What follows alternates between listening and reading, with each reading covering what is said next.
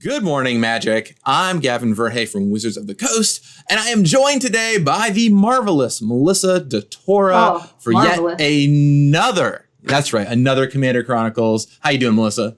Hey, I'm doing well. How about you, Gavin?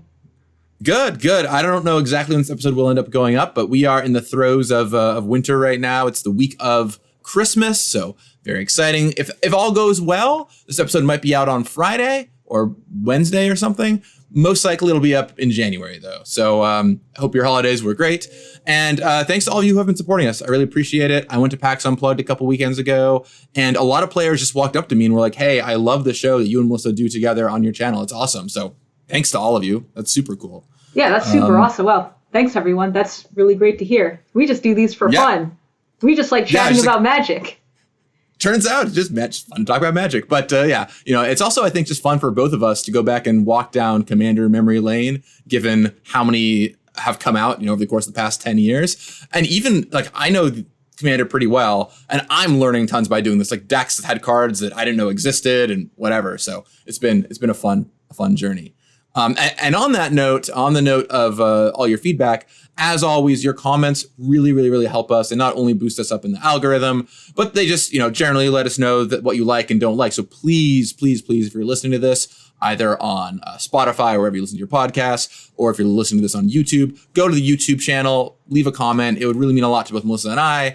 And, once again, really help this get seen by more people, because the bigger these get, the more we could keep doing them in the future. After this finishes, maybe after we read all the Commander decks, maybe we'll go on to Battle Bond or Conspiracy or something like that, if there's enough momentum. So keep that chugging.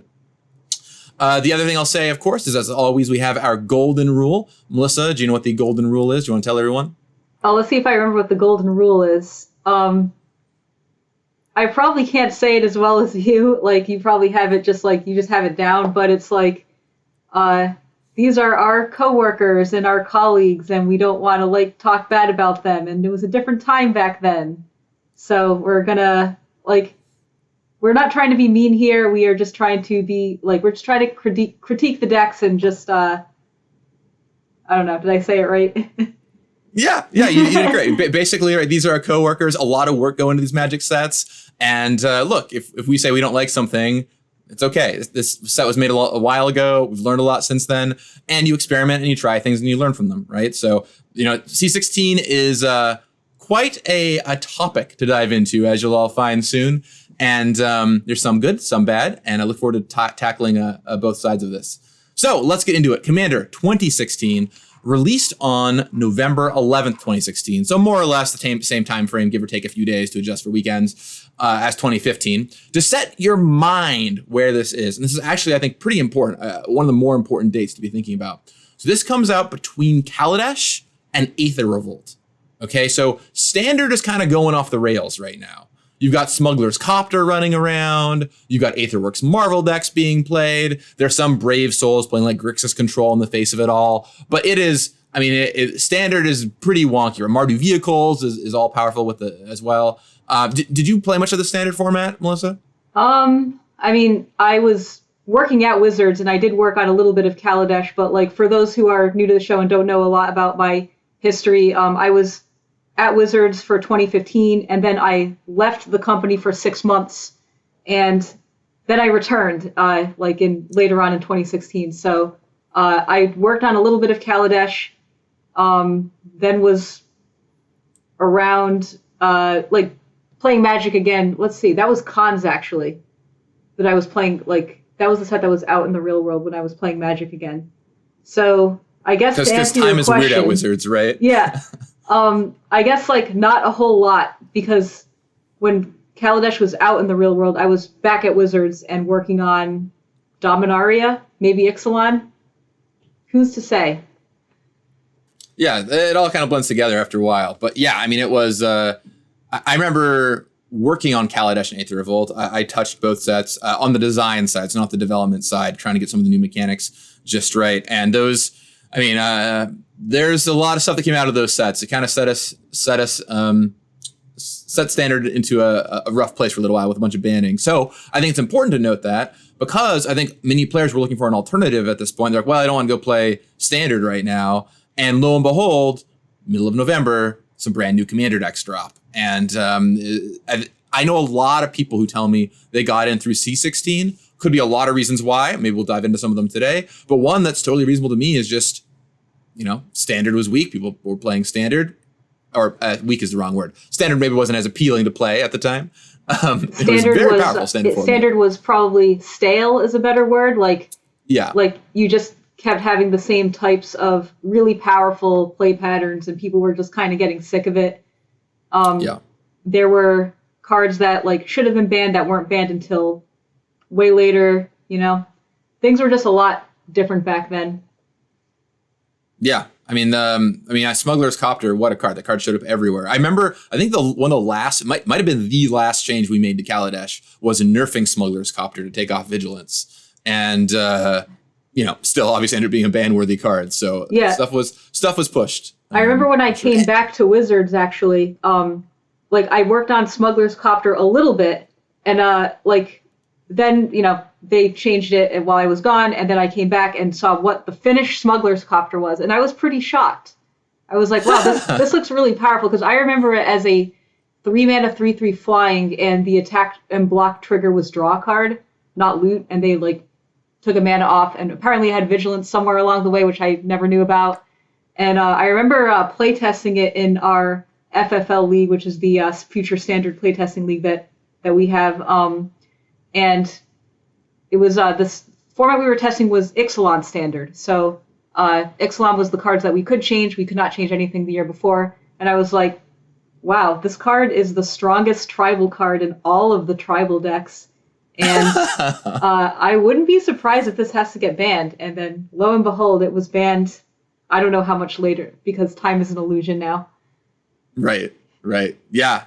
For sure. That was a powerhouse time. And some folks maybe coming into the Commander through that. I think for me, let's see, around this time, I might have been working on Battle Bond as this was happening. I'm trying to recall exactly, but I think the timelines might work out. This is being worked on in early 2015. So maybe Battle Bond or gearing up for Battle Bond. Something like that. No, that can't be right, because I worked on Commander 2017 before I worked on Battle Bond. So I don't remember exactly what I was working on right now. Good story. Anyway, let's move on. 56 brand new cards. At some point, I'll get to Battle Bond stories. And Commander 2017 stories are next week. But yeah, I worked on C17 before Battle Bond, so I clearly couldn't have been in that order. Probably working on Fate Reforged. I was on the Kaladesh and Aether Revolt team, so I'm sure I was working on that around this time too. Okay, so 56 new cards. So same as the year before. And this one is very interesting because the first year of Commander decks we covered, all the way back in the beginning, 3 colors, trying to give more 3-color commanders out there. Second year, also 3 colors. Third year, monocolored commanders. Makes sense, they needed the help. Fourth year, enemy colored 2-color commanders. Great. Well, so then the natural next evolution is 2-colored allied commanders. But instead, we take a very sharp left turn and go to 4-color commanders. That's pretty wild. Do you remember much about these ones, Melissa?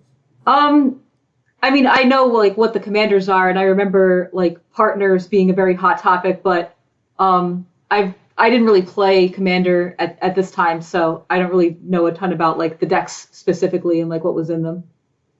So in design, the reason why we did 4-color commanders is really, a lot of it was community feedback. People kept saying we want 4-color commanders because there just weren't options for that, really. I actually don't think there were any options at the time unless you played the Nephilim and rules wrote it.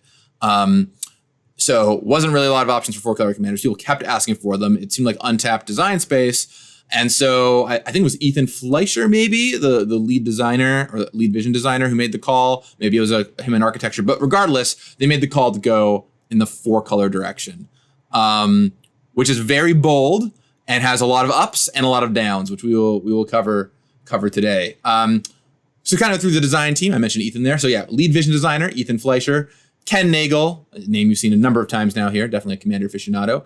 Allison Steele, Sam Burley, that is the same Sam Burley from some of your favorite lands and other cards. Robert Schuster, all on the design team. And then on the development team, or what we call now the final design or set design team, we had Ben Hayes leading again. He was the lead of the last set, Commander 2015. Glenn Jones making an appearance on this team. Glenn now is, him and I are like two of the main forces working on Commander. Great guy to work with. And he kind of gets, I think it's Commander debut on this team. Yanni Skolnick, mad genius, lead designer of Strixhaven. Ken Nagel again, and then Dan Helen rounding out the design team. So let's dig in. You ready for this, Melissa? Yeah, let's do it. So normally we kind of go around in like Wooburg order for the decks, like starting with white and moving around the circle. These decks are kind of weird in that they're easier to remember what they aren't rather than what they are because they're 4 colors. So we're going to go around the circle of what they aren't, starting with the non-white deck. So that's a little, I guess, opposite of what we do normally, but makes sense in my head at least, which is Entropic Uprising. So this is the non-white deck. This is helmed by Yidris. Did you know what Yidris does, Melissa? I do. It does some crazy cascade thing. Yeah. So Yidris is the 4-color general of this deck. It is white, blue, red, green for a 5/4 ogre wizard.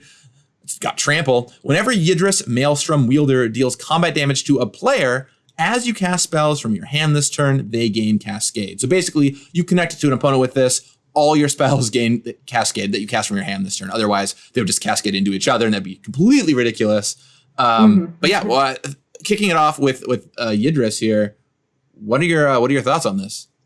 I think Cascade is a really fun mechanic. It's just super fun, random. You never know what you'll get. I think this design is cool. It's kind of hard to do. You have to like hit with this guy, so you're not guaranteed to get your Cascade. But if you work for it and you can actually get a damage in there, then you get a lot of value. So super cool. Value granting commanders are really fun, in my opinion.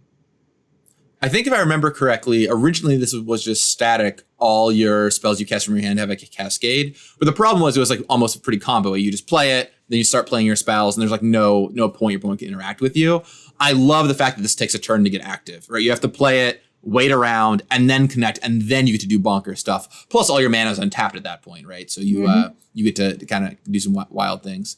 So yeah, you mentioned the kind of Cascade chaos thing. The theme of this deck, the themes of these decks are very interesting. They really tried to figure out what the missing color was and do the thing that was the opposite of that color. So the missing color here is white. So the theme of this deck is chaos. It's chaos themed. And there's a lot of cards and mechanics that play into that. So it's kind of a loose theme as opposed to like a tight mechanical theme. Okay, so then the backup commanders, and we're going to save some of the partner discussion for later because I do want to cover that in our mechanics discussion. But got to kind of talk about what partner is right now to explain how the secondary commanders for this deck work. So the secondary commander is Vial Smasher.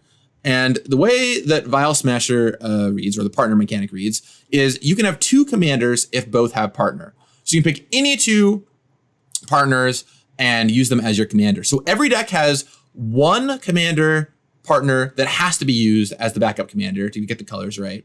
And then 2 options it can pair with. So in this deck, you have to pair with Vial Smasher the Fierce. That's the red-black one. It's 1 black-red for a 2/3 legendary creature Goblin Berserker. Whenever you cast your first spell each turn, Vial Smasher the Fierce deals damage equal to that spell's converted mana cost, mana value now, to an opponent chosen at random. So this is one that you will be playing with for sure. And this will kind of go card by card. Melissa, what do you think about Vial Smasher?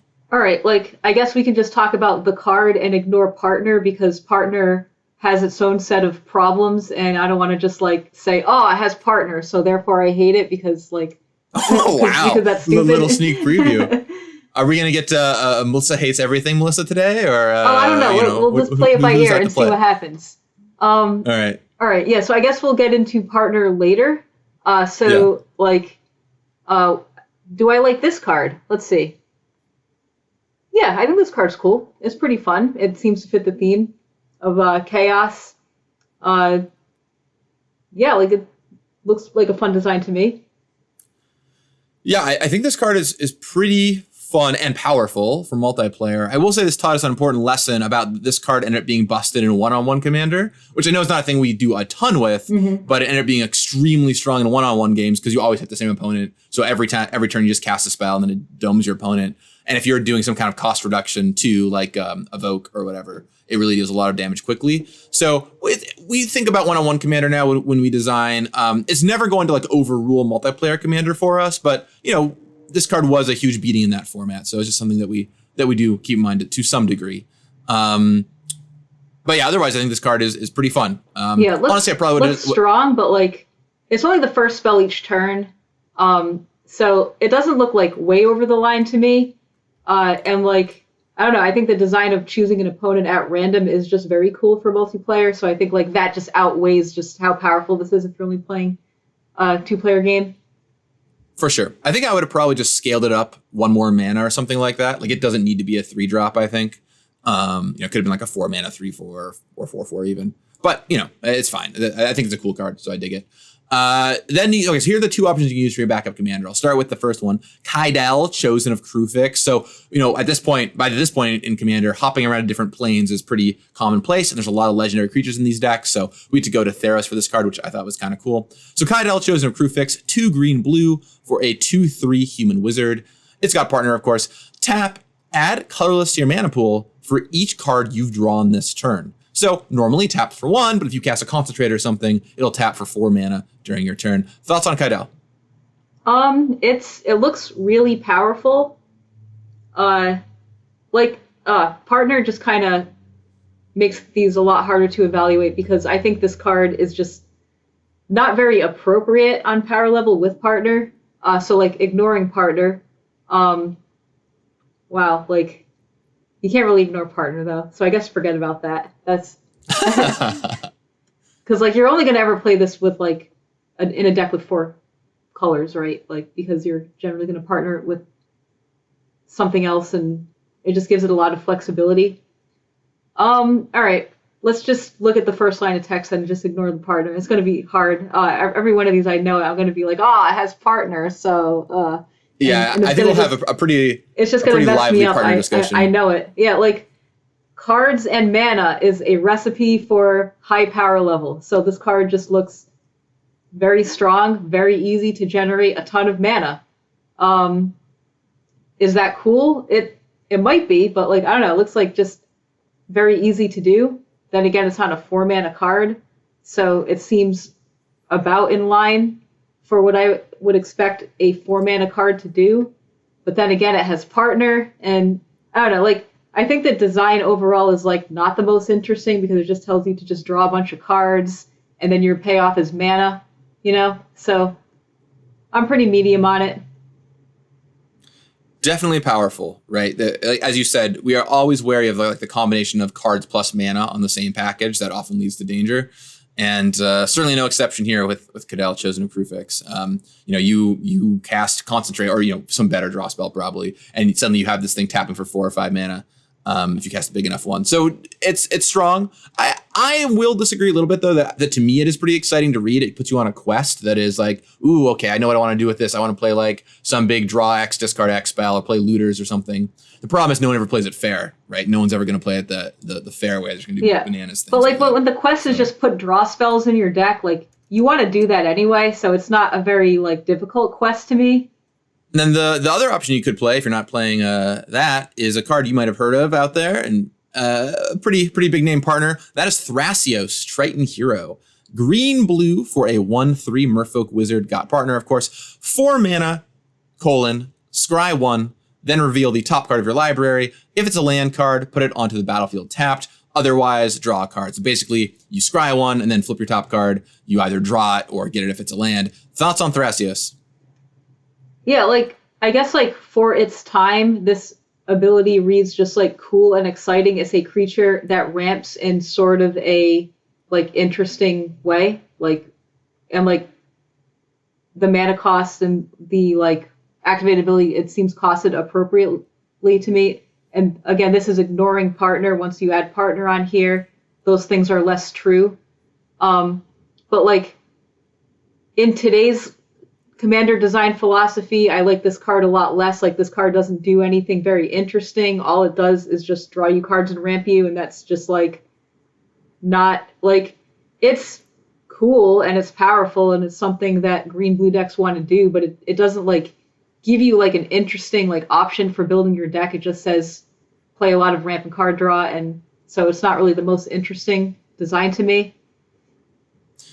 Yeah, I am not a Thrasios fan. In fact, my motto in working on Commander Legends was don't make any Thrasioses, for reasons we'll get into when we talk to Partner more in depth. But even without Partner, one of the things that frustrates me about this card is it's very cheap to cast. It's a 2-mana 1/3, so it's cheap to get down early and then also to recast later on.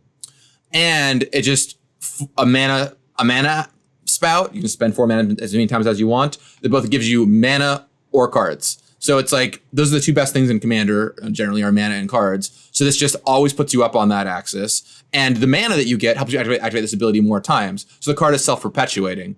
And it's also an infinite mana spout. So it's a 2-mana commander in green-blue that gives you a way to kill if you have infinite mana, which is like a big red flag for me, because that tells you that, okay, well, the best thing to do in a Thrasios deck is just find whatever way to generate infinite mana using some 2-card combo, and then you'll just use your commander to go infinite. So it's really dangerous for that reason. And yeah, I mean, as we all know now, Thrasios is like CEDH staple. Someone sits down at a table with me and having a Thrasios deck, I'm probably gonna like immediately want to attack them, you know? So this card has a deep reputation, and I think it's just a poor design. Okay, so those are the commanders, Melissa. So it's chaos themed. Let's take a look at the deck now. So, you know, it's got this kind of chaos theme. It's like a loose chaos theme, I would say, of having all these chaotic cards. What do you think about this deck list? I mean, it's got a lot of different stuff happening. It's kind of what jumps out at me, right? It's like, okay, you've got Satyr Wayfinder right next to Nath of the Gilt-Leaf, right next to Goblin Spymaster, right next to, I don't know, Evacuation or something like that. Just like a lot of cards like I would not normally put in the same deck together, right? You've got Spellheart Chimera hanging out here, which wants you to have a lot of instant sorceries in your graveyard. You know, next to Guilt Feeder, which wants your opponent to have a stocked graveyard. So yeah, I mean, there's some cards that play in that space, like Wheels, which, you know, the deck has Wheel of Fate and Whispering Madness and that kind of stuff. But just, you know, a lot of cards that definitely seem a little discordant, but it is trying to be chaos. So thoughts from you, Melissa? Yeah, I'm looking at the deck list now, and like, I don't know, like there's not a lot of cohesion in these cards, I don't think. Like, the blue and green cards are all about ramp and card draw, and the non-blue and green cards are, I don't know, like just about whatever you can think of, you know? Like, there's a lot of variable effects. Like, you never know what you're going to get. And there's a lot of really big, cool, splashy spells, so it looks like this deck is telling you to just ramp a bunch and play big, giant 7 to 9 mana spells and cascade into other stuff. And yeah, like, it looks fun. There's a fun collection of cards, but like I don't really see a lot of like cohesiveness in the deck. All right, it's like the deck has Gamekeeper, which wants you to have a lot of big creatures, alongside Satyr Wayfinder, Wall of Blossoms, Coiling Oracle, Spellheart Chimera, you know, just Goblin Spymaster, just like some kind of funny choices here. But I mean, it is chaos, right? So that's one of the themes rolling on here. Imagine if you Gamekeeper into a Cascade creature. No, you're gonna feel so sad. Yeah. No, if you Gamekeeper into Bloodbraid Elf or something, right? It's like a pretty sad moment. This deck to me just looks like 4-color good stuff. Just like, yeah, there's this like loose theme of chaos, but you know, the card quality is pretty high in general. Like I think one big thing I'm noticing is, as opposed to some of the previous years, the cards are all generally like mostly commander cards. Like, oh, this is a card I would put in a commander deck. It's just like all of them happening at the same time in one place, you know? Yeah, so like looking at the commander, who is just a value commander, and then looking at the partners that are just like powerful cards, the theme of this deck, if I were to guess, if I didn't really know, like if you didn't tell me it was chaos and you were to say, guess the theme, I would just guess that the theme is high power level. Sure. Yeah, I mean, the deck's got a lot of hits. It's got a lot of, it's got some cards that aren't as hot too. It's got like Guilt Feeder is not like a card that's going to win any awards, but definitely some wonky stuff. I'll note that it has Whims of the Fates. That's a card that fits in the Chaos theme. I'll read this one out for anyone who doesn't know it. 5R sorcery. Starting with you, each player separates all permanents they choose into 3 piles. Then each player chooses one of those permanents at random, one of those piles at random, and sacrifices those permanents. So we're gonna lose one of the 3 piles of permanents. You get to make them. I remember this card caused a lot of Magic Online challenges. Actually, I've heard stories about this card because of the 3 piles thing. Yeah. Wow. Really, really, really wild deck here. There's unique new cards in the deck. So there's a lot of uncommons across these decks because they're 4 colors, so many cards are shared. But the unique new cards in this deck you'll find are Goblin Spy Master, Boom Pile, which is an all-time favorite of mine. That's in my Coin Flip Commander deck. Curtain's Call, Runehorn Dragon, and Cruel Entertainment. Cruel Entertainment is a brutal one that we're going to talk about a little bit later. It's up for one of the awards, but so I guess I won't spoil it quite yet. All right. So yeah, thoughts on this one. So let's go. Let's try and grade the deck. Let's talk about how to grade this. And by the way, speaking of grading decks, I want to give a big shout out to Janine OWO on Reddit, who compiled all of our rankings into one image. Melissa and I have asked fans to do this for the past 4 episodes, and you did. So thank you very much. I really appreciate it. Now I have it up on my screen as I'm referencing it for this, and I hope there'll be another one up on Reddit now this episode is out. So we're kind of looking at what our rankings are in the past. Melissa, where do you think you would grade this deck from a A through an F? Yeah, so actually, like it's tough because we keep coming back to the power level of the deck, but I think the design of the deck, power level aside, is really cool, and I like it. It does a lot of really fun things. So, what does that mean for the rating, for the grade, huh? I want to give it a high grade, I feel. This deck does look, I agree with what you said, Melissa. This deck does look fun to play. I feel like I would sit down and play this, and I would have no clue what I was doing, but I would have a lot of fun doing it, if that makes any sense, right? I don't know what's going to happen, but I'm going to enjoy it. So if we're grading on deck design and how fun is the deck, I want to give this deck an A. But am I supposed to give it a lower grade because the deck has partners, which break a rule of Commander? Does that just bring the deck grade down a little bit? What do you think? What should I do here? We'll have a chance to grade partners later on. So I think you just grade it as it is, looking at the whole sum of the parts here. And then we can talk about partners and our grade on that in a little bit. I think, I'll let you keep thinking there for a second. I think for me, this deck looks fun to play.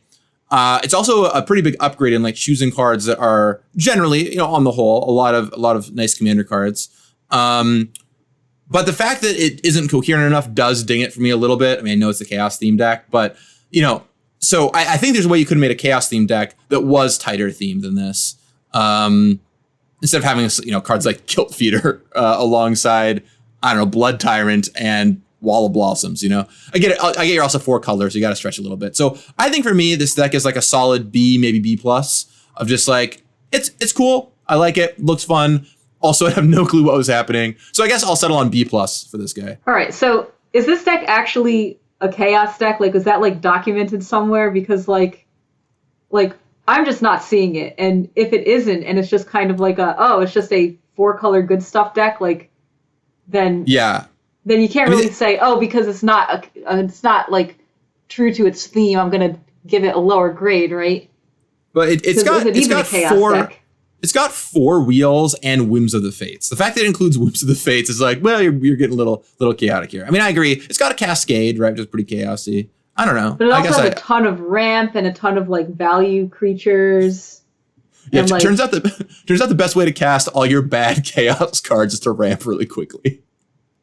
Yeah, because to me it's just kind of ramp a bunch, and then once you get to 7 mana, you just start playing all of these Haymaker spells. It's just ramp into big stuff is what I think this deck is doing.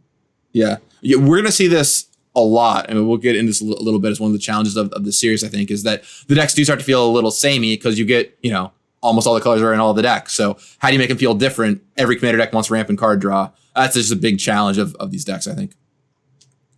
All right, so I'm going to just say A- then. All right. How about that? Yeah, so B plus, A minus. That seems like a fine starting point, honestly, for this deck. All right, let's move on to the next deck, Open Hostility. This is the non-blue deck, so black, red, green, and white. The commander here is Saskia, the Unyielding, a 3/4 human soldier. She's got vigilance, she's got haste. As she enters the battlefield, choose a player. Whenever a creature you control deals combat damage to a player, it deals damage to the chosen player. So you can either double up on the same person, which is always really brutal, to be like, play this, choose a player, then if I hit that player, you also take that much damage again. Or you can, like, I'll choose Melissa, and then I'll go and attack Mark, and then Melissa will take all the damage that Mark took as well. So it's a way to get through maybe her defenses or something else. Thoughts on this card? I like it. I think it looks fun. I like the, you can either give all your creatures double strike for one person, that poor person. Or, like you can, like you said, choose another person and just like, it just like makes your aggro deck go a little bit further, and aggro is just really tough to play in Commander, and this is a way to like actually play an aggressive Commander. I think the fact that it's like very brutal in one-on-one is a real thing, but like not a game breaker or anything. So I think this card is cool. And it does take 4 colors to cast. Yeah, I'm a big Saskia fan. I think it's pretty fun to play. Also, aggression, like you said, is so hard to make work in Commander that you needed something strong. And that is the theme of this deck. The theme of this deck is aggression. It's the non-blue deck, so it's trying to be the most attacky. Now, granted, in Commander, you're never going to be like full-on jackal-pupping people or whatever, but it's a little more aggressive. It's got also a token sub-theme as well, which is a good way to go aggressive in Commander. And speaking of tokens, the mandatory partner Commander is Tana the Bloodsower, who is 2 red-green for a 2/2 trample elf druid. Whenever Tana the Bloodsower deals combat damage to a player, create that mini 1/1 green sapperling. So hit attack for 2, you get 2 tokens. But if you pump her up, then she can make even more tokens. Thoughts on Tana here? Let's see. It looks fine. It doesn't look like too like aggressively costed or anything. It has like a really like big dream and high ceiling. So if I pump this, I get a ton of sapperlings, which is really cool and looks fun. So again, if you're just listening right now, like I'm evaluating these as though partner did not exist on these.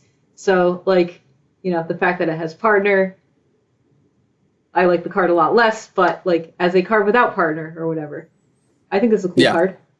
Yeah, so all these have partner. We'll kind of skip over that for now. I promise we'll have a nice little partner section in a little bit, but I want to kind of talk about the decks a little bit and then get into the whole partner thing, because that's such a huge discussion. Next up, we've got Ravos Soul Tenders as one of the 2 options you can pair with Tana. Ravos is 3 white-black for a 2/2 human cleric. It's got flying. Other creatures you control get +1/+1, so pumps everyone up. Nice with Tana there.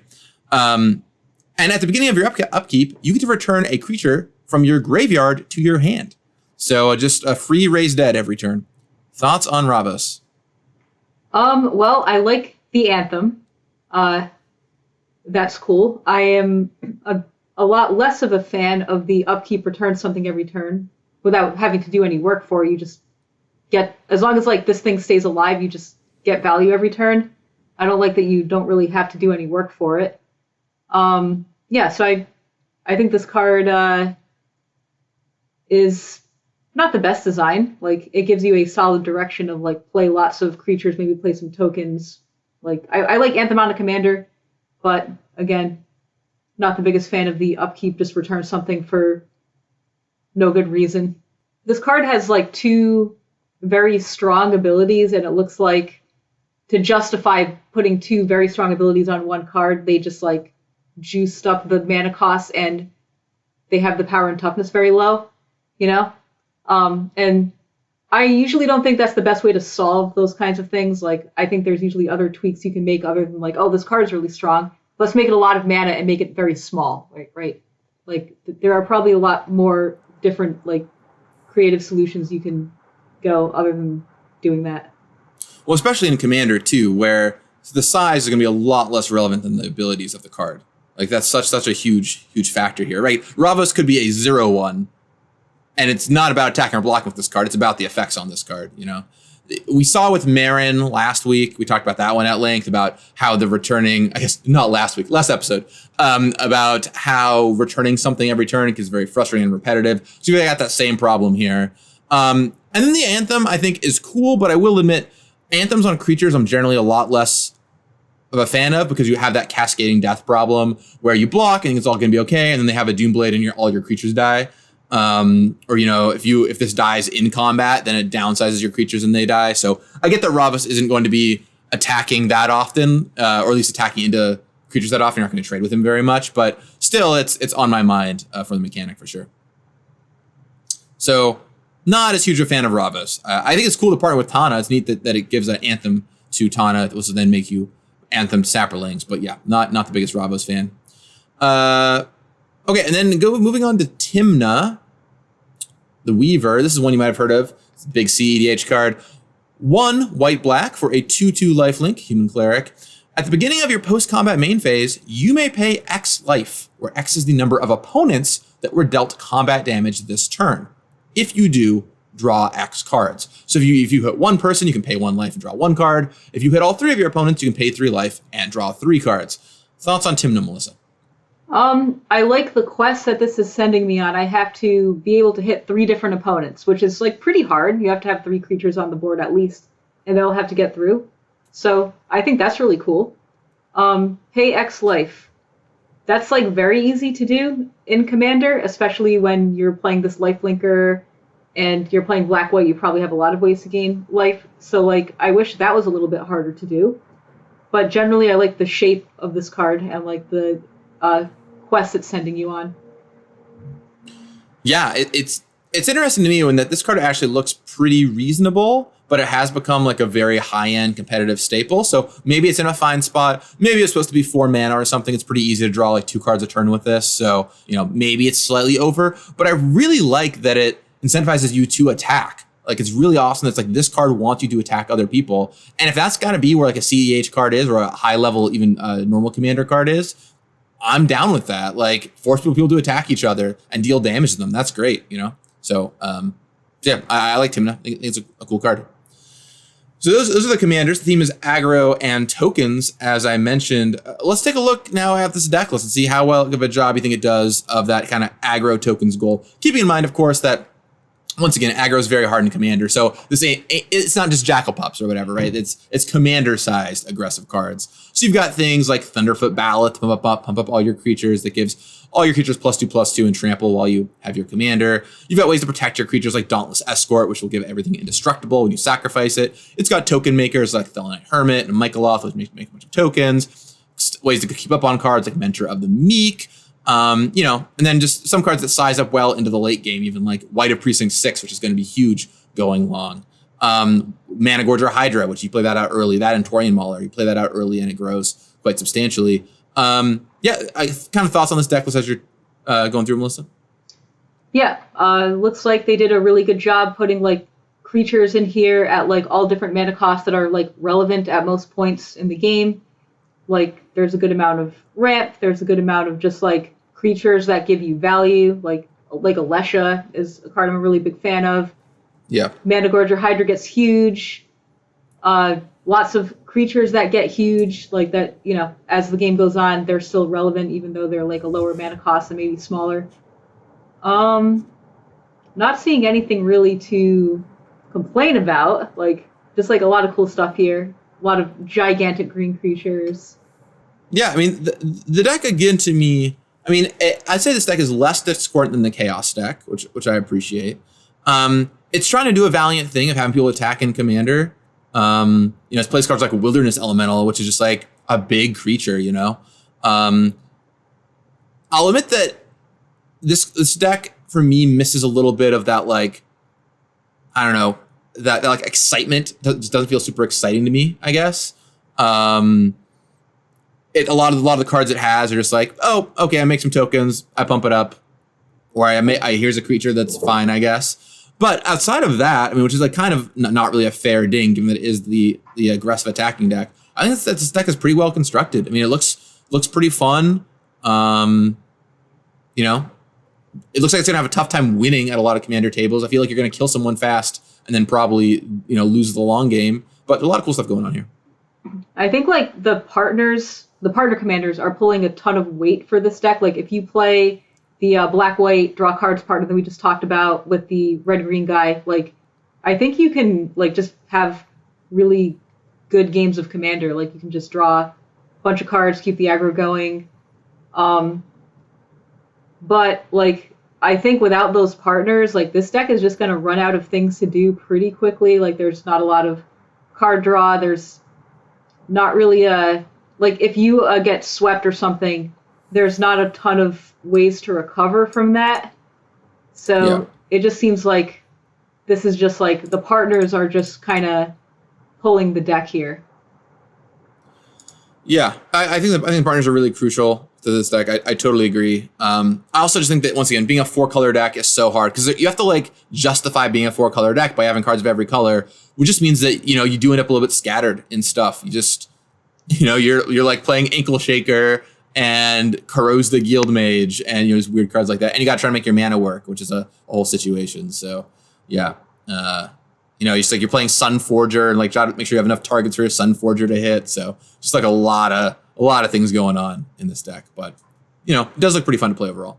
So let's go through just the new cards of this deck here. We've got Charging Cinderhorn, Stonehoof Chieftain, Primeval Protector, Conqueror's Flail, and Divergent Transformation as the unique new cards that are not the commander options. What do you think, Melissa? Talk through this deck a little bit. Talk through what's going on. How would you grade this one? What grade are you going to give it? Yeah, like I think it is a very noble goal to try and get an aggro deck to work in Commander, and this is close. But like I don't think I can really give it as high a grade as I gave the last deck, because I think that deck just does a better job of being a Commander deck.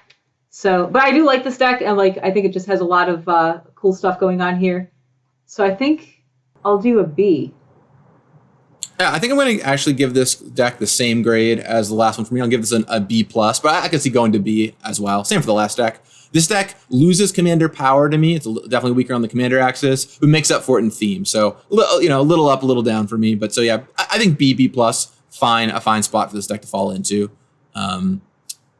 Looks pretty fun, at least. I just think you're going to have a tough time winning with this kind of deck. But it's not always about winning. Okay, on to our third deck here, Stalwart Unity. This is the non-black deck. So, Melissa, what do you think the non-black deck is about? Well, I'm reading the commander, and it looks like it's about card draw and ramp. Something like that. It's a group hug commander deck. So it's got some card draw, some ramp for everybody. But yeah, so going off the commander, Kianos and Tiro of Miletus, which you see pictured on the Guardians of Miletus, by the way, a fun little throwback to Theros. Red, green, white, blue for a 2/8. Yes, you heard that right. A 2/8 human soldier. At the beginning of your end step, draw a card. Sounds great. Each player may put a land from their hand on the battlefield. Then each opponent who didn't draws a card. So every turn, you get to draw a card and ramp a land, and your opponents get to choose whether they get to ramp a land or draw a card. So it's group huggy, but it is pushing you ahead as you play. Thoughts on KNT, Melissa? All right, yeah. So first, I'll say it seems like there's a lot of card draw and ramp going on with these cards in general, and I think that having also made this mistake before when I was designing commander cards for the first time, I think this is a very easy mistake to make when designing commander cards.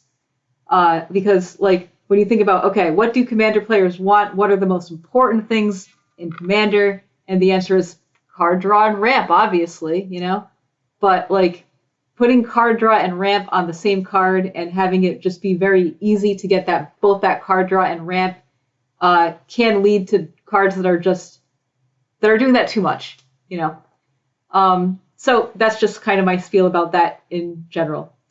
And yeah, anyway, back to this card. We're not talking about that. We're talking about this card. I do think it's a good point, right? Especially because if you're doing 4-color commander decks, they're all going to start to feel a little samey if you're all like, yeah, well, I guess the best thing is mana ramp and card draw, and almost all of them have green and blue available. Like 3 out of the 5 of them are playing green and blue together. So it's tempting to walk down that path for sure, right?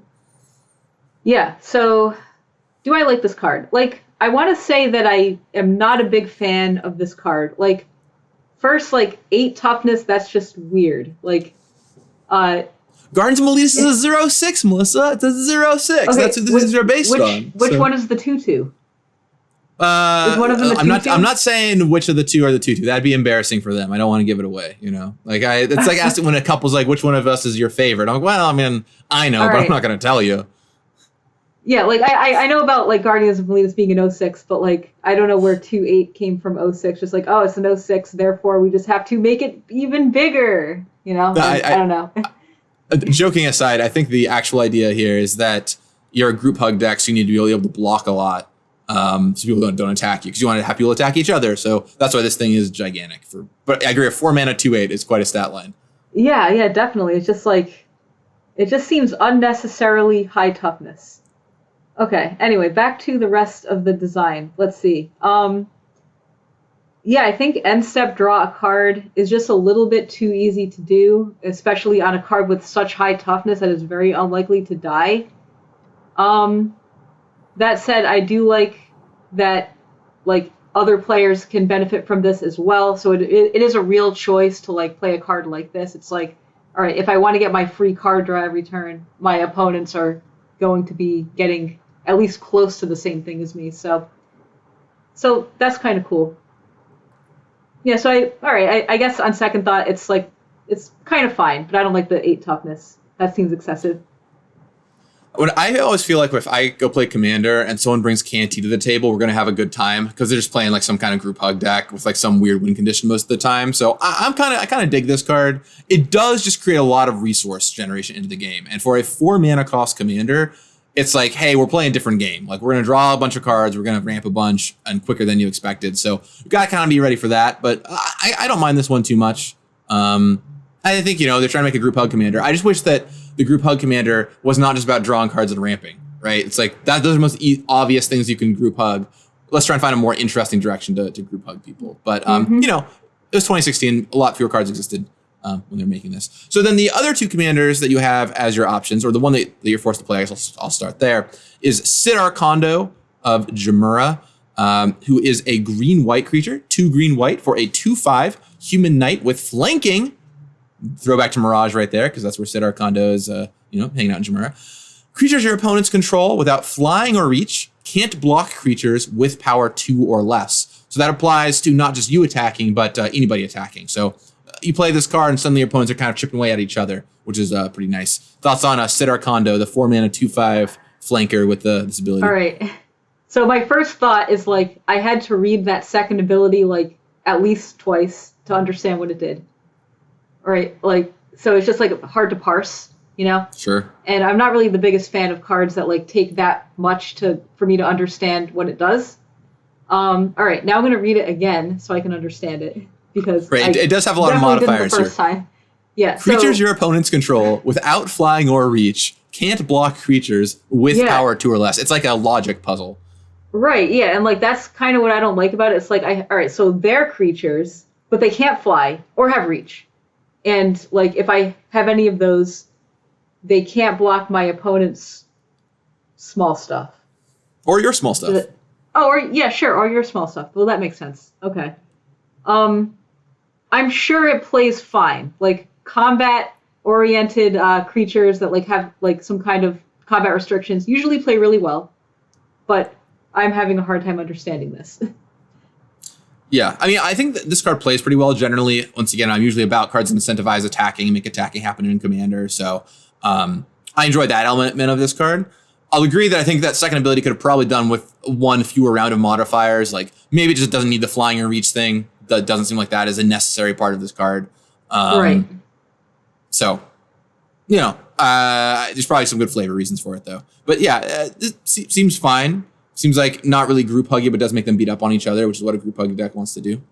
Then you're going to pair this card with either Ludovic or Crom, which hang out together. I'll read off Ludovic first here. Ludovic, Necro Alchemist. This was a big one, by the way. People have been asking for a Ludovic card since Innistrad. And when this card showed up, I remember players were very disappointed by this Ludovic. I remember. This was a big lesson for us of Don't just make the legendary creature and like put a name on it. It's like, oh, people want Ludovic, so we'll pick a card and make it a Ludovic.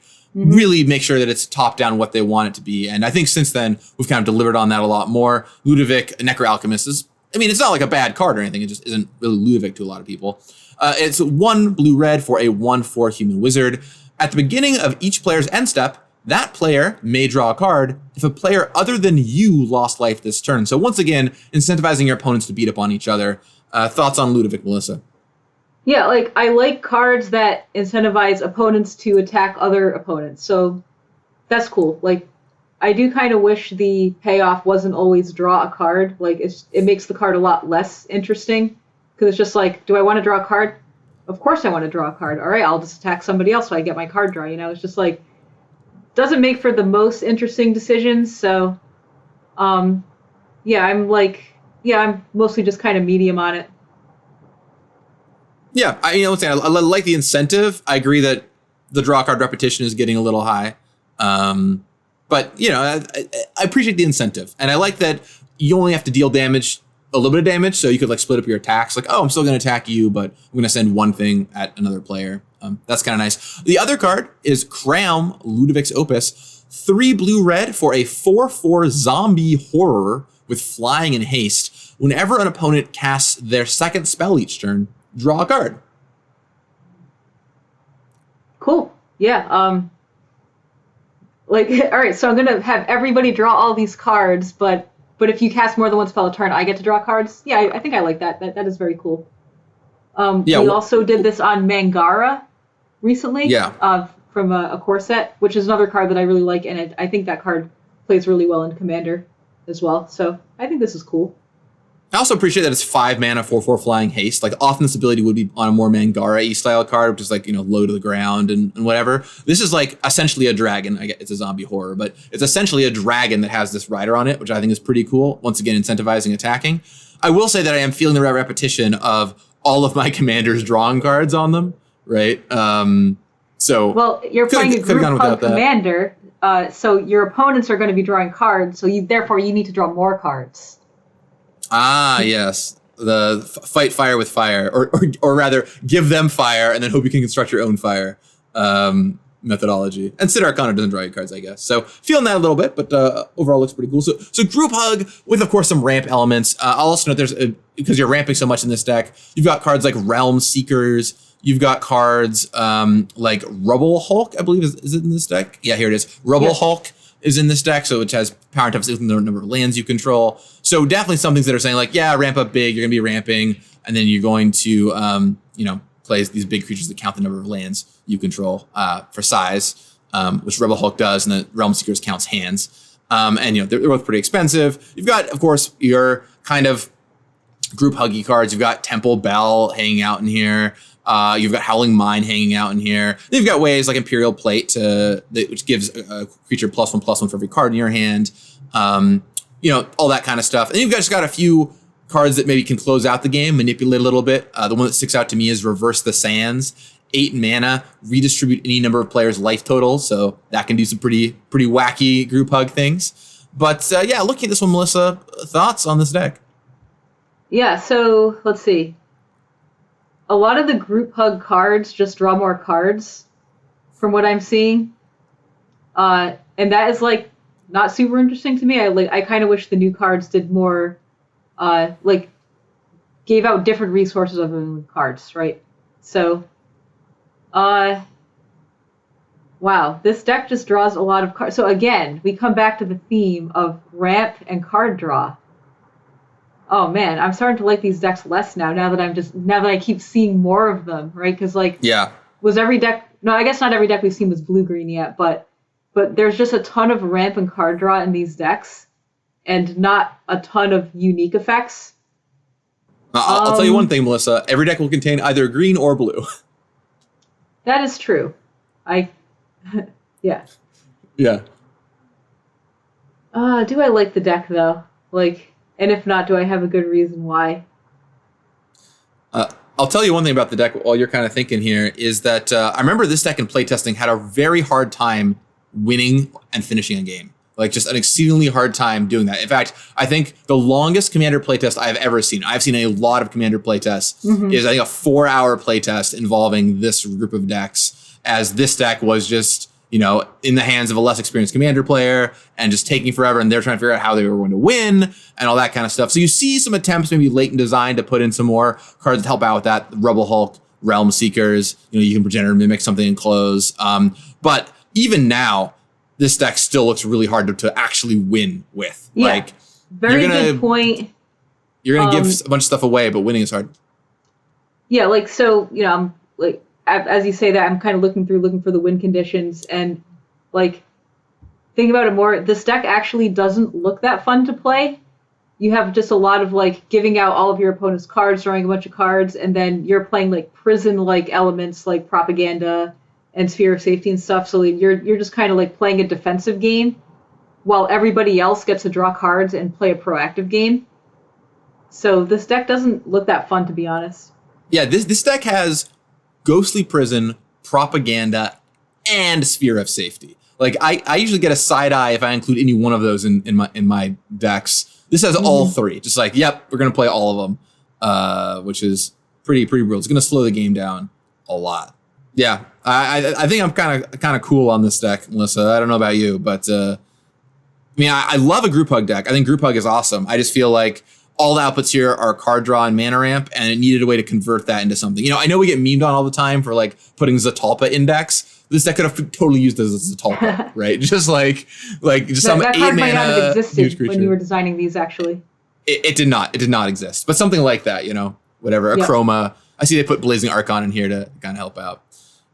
Speaking of things that are in this deck, though, I will mention the unique new cards in this deck. We've got Selfless Squire, Prismatic Geoscope, Benefactor's Drought, Entrapment Maneuver, and Seeds of Renewal, which I will note, these 5 cards are all cards that I had forgotten about or didn't know existed.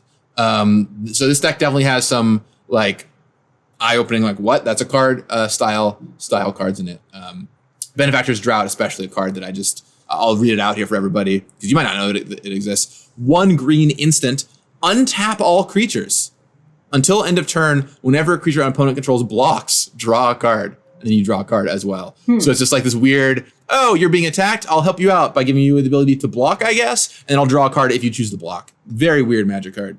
Yeah, like, cool political card, though. But like, if they don't choose to block, you're like, that was unfortunate. And once again, Melissa, the output for your politics is just draw a bunch of cards. It's like, if this card goes you cast like, you know, whatever, 2 mana Harmonize or something that made your opponent's creatures die in combat to another player. It's like, oh my gosh, like, give me a way to convert these cards into a way to kill you.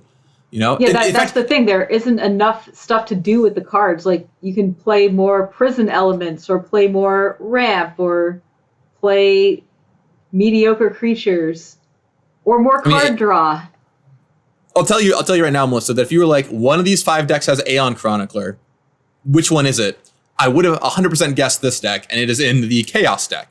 So it's like, you know, there's got to be some deck that or some way to reward you for drawing all these cards. So it's got a Psychosis Crawler and stuff, but a bit of a miss there, I think. So let's go into grading.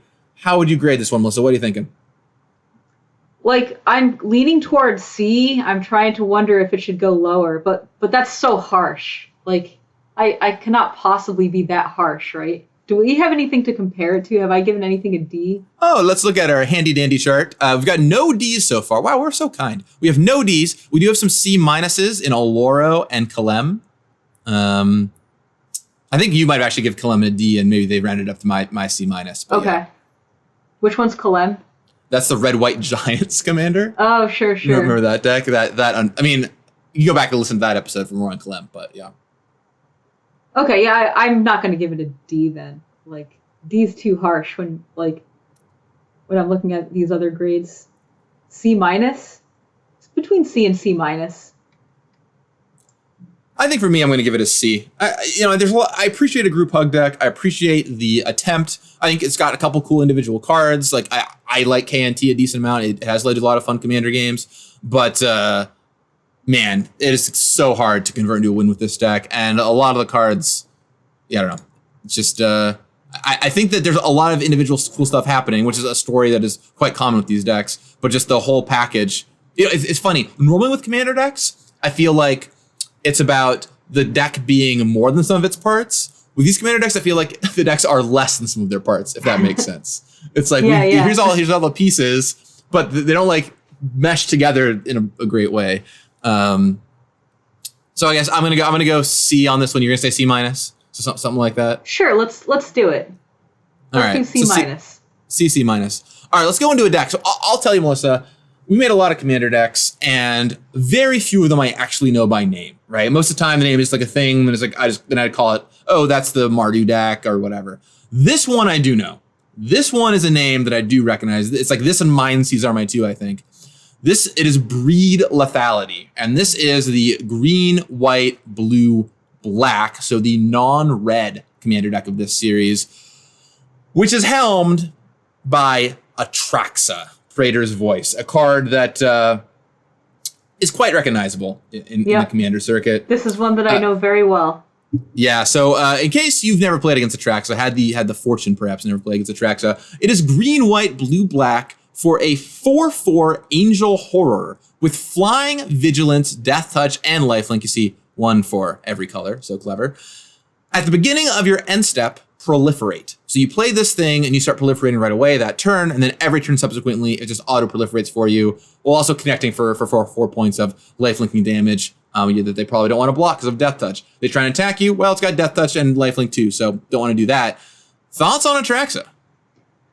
All right, let's see. So aesthetically, I think this card is great. You have like 4 keywords of all its 4 colors. Awesome. And then like another line of text that's just so simple and clean and looks really fun to build around. So all good stuff there. And don't sleep on the like Angel Horror Phyrexian thing too, right? Like that's so sweet. Like, oh yeah, sure, yeah, like definitely. I agree. Cool. Aesthetically, it's like you look at it, it's like mechanically and design-wise, like, oh my gosh, that is awesome. And it's a 4-mana 4/4. I might have already said that, but like, yeah, aesthetically, and like as a card to read, I think this card reads very awesome and very appealing. But that said, I think the problem with this card is just its power level. It's really strong, and the deck building is very easy. Like there's so many different types of counters where like even if you just build a magic deck of all your favorite cards, there are probably lots of counters, so like the deck building quest is not as hard as it looks, and like once this gets going, it's just very powerful, and the power level is high enough to the point where like no matter what kind of counters you want to play, like +1/+1 counters or poison counters or charge counters or whatever, and then you're like, okay, what +1/+1 counter commander do I want to play? You just always come back to this because it just does it the best, and it just gives you like the flexibility of playing 4 colors in your deck instead of like, I want to play a poison commander, so like I only am going to play black green. No, you can just always have the option of playing the 4 colors. So cool card, just a bit too high on power level, and it just like makes it really hard to design cool like counter commanders like in the future because this exists. So yeah, I think that's a really important element that we haven't talked about yet. But so more colored commanders are always just inherently more strong because you have to play more colors in your deck. That's just kind of how it works in Commander for the most part. And so by making a 4-colored commander that's very good at something, you're going to obviate a ton of other commanders and a ton of future commanders. And that's kind of what's going on here with Atraxa to me. It's like, it's one of the best counters commanders, and anything that is inside of these color combinations has to fight with Atraxa, as you just said. So it's a huge issue. And like, I don't think that was what I said was true of the other commanders that we looked at that were 4 colors, because they don't do something as powerful. Yeah, pretty much like there's not like a deck building that you want to do with any of these other cards, Or even with like KNT or whatever. It's like, okay, well, this is a fine group hug option, but there are other group hug options in these colors, where Atraxa is just like, wow, so strong. The other challenge is, of course, not all counters are created equal. And so this deck is built to really do +1/+1 counters, but Planeswalkers and loyalty counters are the main way a lot of folks play Atraxa, or not the main way, but a way a lot of folks play Atraxa that is extremely powerful. It's funny, when Ali Steele turned this card in originally, it didn't have the keywords, and then the keywords were added on. And I feel like you could definitely make this card a lot more reasonable without the keywords, because it's not just, doing an 8-point life swing every turn of you 4 down, me 4 up. Or I think a very nice, elegant fix would have been making it beginning of your upkeep proliferate, because the fact you get the bonus right away is so meaningful, as opposed to actually having to wait a full turn cycle. I think there are lots of ways you can fix this. Like, you can do when this attacks proliferate, and like maybe you want to adjust the stats or the keywords appropriately to make it more of a risky attacker, like more of a choice, because like if it just has a million keywords and is a 4/4, like it's not a choice, you just attack the end, Yeah. But like so this doesn't ever need to get into combat. Right, like compare with Yidris, which has to attack to do its thing, right? Or combat damage trigger proliferate. Although that's kind of the wrong time to do it because you want your counters in combat. But anyway, something like that I think could have worked here. I will say, if you're going to spend your power points on a card, this is a sweet package to do it on. It's very aesthetically pleasing, clean to read, sweet Phyrexian Angel. So like, points were spent in the right place, but they're just, I think too many points were spent. So going on to the partners, we've got a Shy Ojutai Dragon Speaker, 2 white, blue for a 1/1 Bird Monk, flying. Whenever an opponent casts a spell, put a +1/+1 counter on a Shy Ojutai Dragon Speaker. A lot of spells get cast in a 4-person commander game by your opponents. Thoughts on a Shy? Wow, I'm surprised this card is this simple. Like generally, I'm a fan of your opponent does something, I get a counter. It's just good, clean fun. Big creatures are awesome. It's killable. I like it.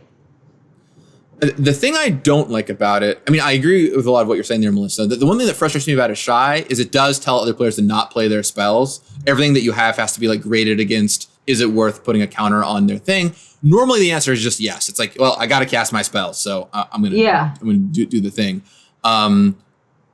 But that is a bit problematic for me, in that I have played against this card and been like, oh man, casting my spells feels bad now, which it's kind of a bummer. I do like in general, like white taxing, like being like, oh, you do a thing, I get a cookie. This is just like such the most 0 level thing everyone's gonna do. There's not really a choice to not play into it, I guess. Right, like, so I guess, like, I was, like, thinking more about, like, other cards that did this, like, Managorger Hydra, which I really do like those cards, and, like you said, like, I think the answer was always, yes, I will play the spell, because a spell is worth them getting a counter, but what I didn't take into consideration was if this is the commander, because commander damage is a real thing, is a way to win the game, so if this is a commander, and this thing just gets that big, then it's more like, oh no, like, if I play the spell, does that change the math on how soon I die to this commander? So that's like, I like it. I like the card less now. If this card is just a card in your deck, I like the card, but as a commander, I guess I like it less. I think that's a really good distinction, right? Happening every game is a lot different feel than, I drew this Managorger Hydra and you killed it and we can move on with our lives. So, I mean, I do think Managorger Hydra is fun. So, yeah.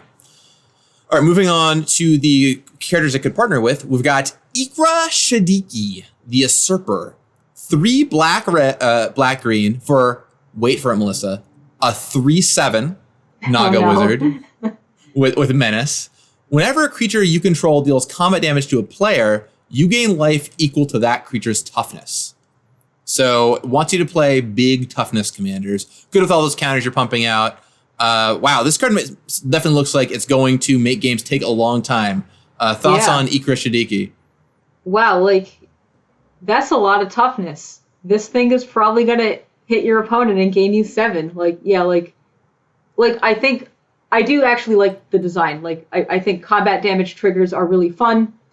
The payoff maybe gains a little bit too much life. Like this card just seems excessive in toughness, and like it will probably really prolong the game. So creature's toughness is a bit much, but like the general shape of the design of like Saboteur trigger gain some life, I do like that. Yeah, I think it has a weird intersection of both not that strong, like gaining life is generally not very strong in Commander, but going to make the game take longer as a result, which is kind of like the wrong place to be, in my opinion. I'm just like, oh, well, this card hits the battlefield and you're going to gain extra 40 life, but it's not going to matter because like the extra 40 life isn't going to matter with how I'm going to kill you. But I mean, I agree saboteur triggers are fun. It does give you an interesting hook to build around. And I deeply appreciate that's not just some card draw payoff like we've seen so many other times in this product. So this is fine. I'd put it maybe like, lower third, but maybe it's more in the middle somewhere for me. Okay, then our other one we get is Rayhan, Last of the Abzan. 1 black-green for a 0/0 human warrior. But don't worry, Rayhan enters with 3+1/+1 counters. Whenever a creature you control dies or is put into the command zone, if it had 1 or more +1/+1 counters on it, you may put that many +1/+1 counters on target creature. And maybe this card's actually been eroded because you don't have to worry about this put in the command zone thing. Let's take a look. Because this was before the commander dies rules changed. Nope, still has that. So if they get, leadership vacuumed back to the command zone, it'll trigger. Thoughts on Rayhan, Last of the Abzan? Let's see. I like it. I think distributing your counters onto other things when they die is super fun. I remember really liking the card The Ozolith from Ikoria when I was playtesting that in Standard. Super cool card.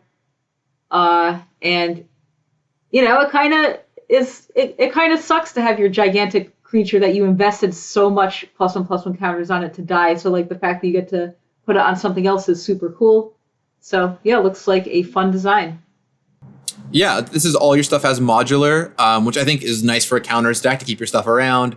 But I also appreciate that unlike some other cards that might toss counters around, a Wrath will still clean your board of counters. It's not like, oh, all these counters are on the table forever. So that's kind of cool. Although you can do clever things with creature lands to dump the counters on the lands and keep them around eternally. So yeah, I think this is a pretty cool design. Also gives you like a fun deck building hook. So I really like this one. Also, we'll talk about this later, but this is one of the more reasonable partners to me of like, oh, it's kind of interesting what you might want to partner this with, and it's not like just a rate monster necessarily. So although it is still quite strong as a 3-mana 3/3 modular creature, but maybe not. It's strong in a better way, I guess, than Thrasios. So those are the new commander options for this deck for Breed Lethality. It's of course about +1/+1 counters, although there are other kinds of counters in the deck, so you grow it up that way. Let's take a look at the deck list now. Let's dig in here to what Breed Lethality has going on. You've got, of course, lots of counter matter stuff. You've got Scavenging Ooze. You've got stuff from the Abzan. So you've got like Abzan Falconer, which gives all your stuff flying as long as they have +1/+1 counters on it. You have Champion of Lambholt, which is a cool +1/+1 counter card. You've got ways to manipulate counters like Vorl of the Hulklade or Forgotten Ancient even to toss counters around a little bit. Juniper Order Ranger to give out counters to your stuff. So this one's got a pretty tight theme, which is really nice. And I definitely feel that theme looking at the deck. Like, it seems like it's operating well. It also has some additional Proliferate and Tezzeret's Gambit, Thrumming Bird. That kind of stuff. Thoughts on Breed Lethality, Melissa? I think this deck looks really fun. Like, I agree with a lot of what you said. Like, +1/+1 counters and proliferating is just really cool, really fun. If I had to say a complaint, so this commander says proliferate, but all you're proliferating is counters. Like, I wish we could proliferate something a little bit more interesting than +1/+1 counters, like maybe some charge counters or some other bizarre counters, because proliferating is very broad, and this deck is just only caring about one type of counter. So I think that's a little bit of a miss, but outside of that, I think this deck does look really fun and tightly themed and cool. Yeah, I guess I can see that both ways. On one hand, I agree that the fun, the wacky thing to do is proliferate more counters. On the other hand, it could be really hard to line all that up in a satisfying way. It's like, can I build a deck that cares about all these different kinds of counters? When you're already bringing in 4 different colors to work with, maybe that would have been hard. I don't know. I haven't tried building the deck, but I agree, Melissa. I think this deck is really nice looking. It's got a lot of great stuff going on. It's got a tight theme. It's got stuff early. It's got stuff late. It might, maybe it's slightly on the weak side, but I think that the power of Atraxa and some of these other cards is definitely going to make up for it. So that's really nice. unique new cards, we'll just mention them here, are Crystalline Crawler, Deep Glow Skate, which I know is a card a lot of players wanted to get their hands on until it was reprinted. That one's very strong, double encounters. Manifold Insights, Sublime, Exaltation, which is part of a cycle for this set. And then Duelist Heritage, there's one that I missed. Duelist Heritage is the one that is additional rare here, giving stuff double strike. Let's just go right into it, Melissa. Thoughts on this deck? Give me a grade for Breed Lethality. Let's see. I think I'm pretty into this deck. Like A or A minus. Like I can see A minus because of what I said about the it only cares about one type of counter, but it's not like enough of a miss to bring it down to B. So I'll go with A minus. I'm gonna give this deck a solid A. It just looks great to me. Like this is easily my favorite of the ones we've looked at so far here. It's got a tight theme. I think it looks like I can win games a decent amount, but isn't overpowering. I honestly would consider the fabled A+ grade if it wasn't for the power level of like cards like Atraxa and the partners in aggregate bringing it down for me. But I'm just gonna give this a solid A. Looks like a great deck, and there's a reason that this was like the deck to get out of the series too. I remember all the stores being like, we can't get enough Breed Lethality decks, but the Kierna Soterio deck is lingering on the shelf. So this one, even to this day, is a hot one if you can find it in a store somewhere. All right, so we'll move on to the last deck, Invent Superiority, which is the non-green deck. Now, Melissa, if you are not green, what do you think that means? What is a non-green thing to do? It's got to be the artifacts. That's right. You nailed it in one. This is the artifact deck. So lots of artifacty stuff going on here, and it is helmed by Brea, Ethereum Shaper, another card players like quite a bit. Brea, if you don't know her, is white, blue, black, red to cast for a 4/4 legendary artifact creature human, so it is an artifact itself. When Brea enters the battlefield, you create 2 1/1 blue Thopter artifact creature tokens with flying, so these are the Shards of Alara Thopters. Little note for you there, distinguishing your Thopter tokens. 2, sacrifice 2 artifacts, choose 1. Brea deals 3 damage to a player or planeswalker. Target creature gets -4/-4 until end of turn. Or you gain 5 life, just in case. Melissa, thoughts on Brea here? So I like the idea of a creature that enters with some tokens, and then you can use those 2 tokens to do cool effects, right? I do like that. So, reading this, we have 4 mana, 4/4, enters with 2 blue Thopter tokens. Great, love it.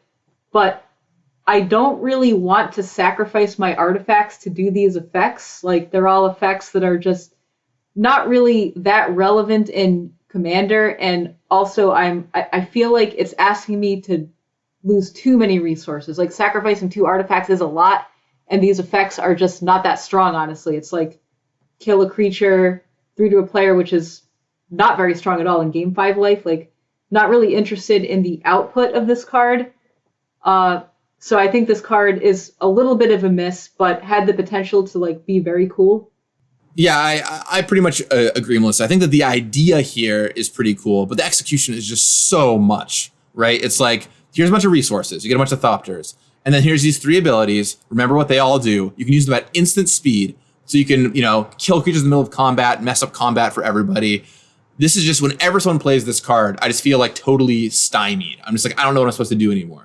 Right, my stuff's gonna die in the middle of combat somehow, or if you generate enough mana, you could just deal 12 damage to me out of nowhere. So that's kind of tricky with this card. It does have the 4 mana 4/4 thing going on, so it's very aesthetically pleasing. That's nice.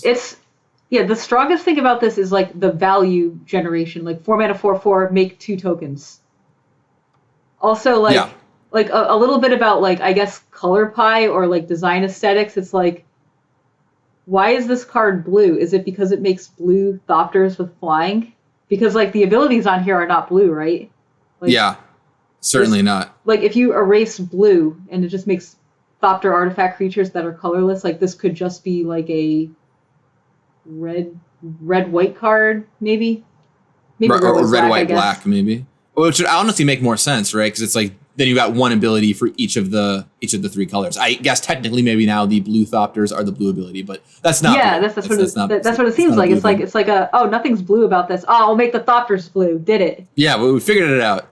Yeah, so Brea, popular card, but really just like a value engine commander, which is not my favorite generally. I really prefer commanders that have more of a cool deck building hook as opposed to here's an absurd amount of material. Enjoy.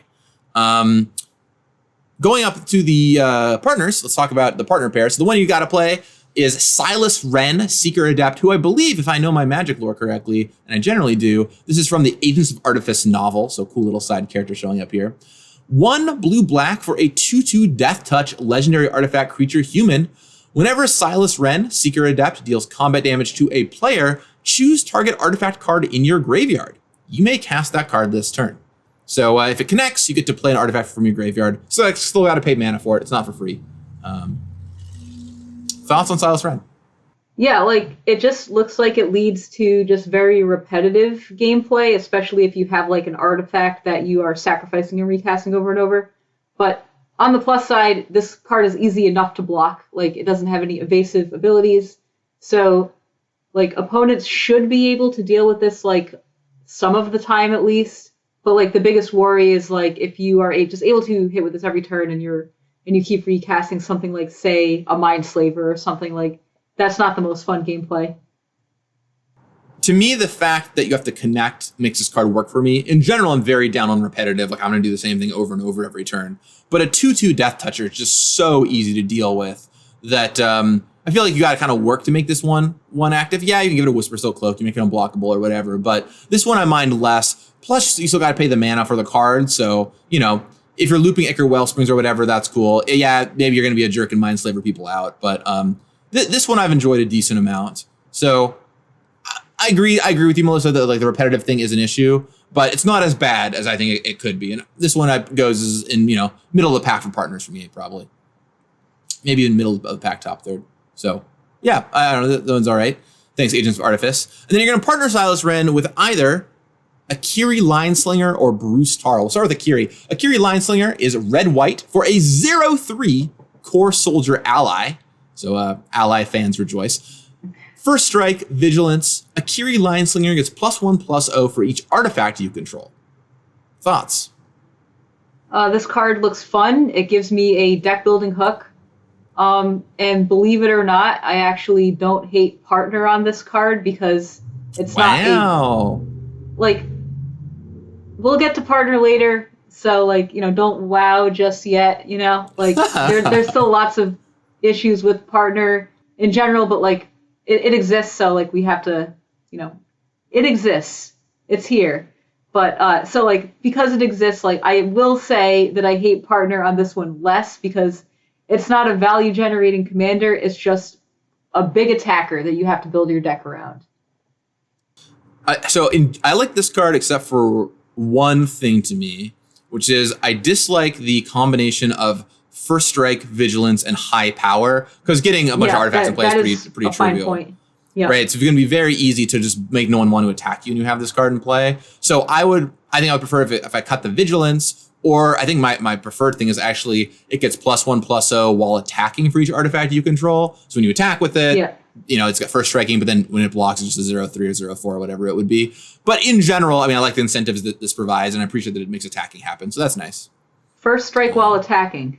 That's actually attacking, like a really fun way to solve it. Like we do that in limited a lot. Like you'll see a lot of cards with first strike, especially at common. You will see now have first strike while attacking for the reasons that Gavin mentioned. That like it's just really hard to just attack into a wall of first strikers, especially when it's at lower rarity. So like we tend to do first strike while attacking a lot more now. I think if we could do first strike again now, we would make it while attacking, right? If we were just making Magic from the ground up, I think there's a high chance that would be the case. So yeah, I find that more fun generally.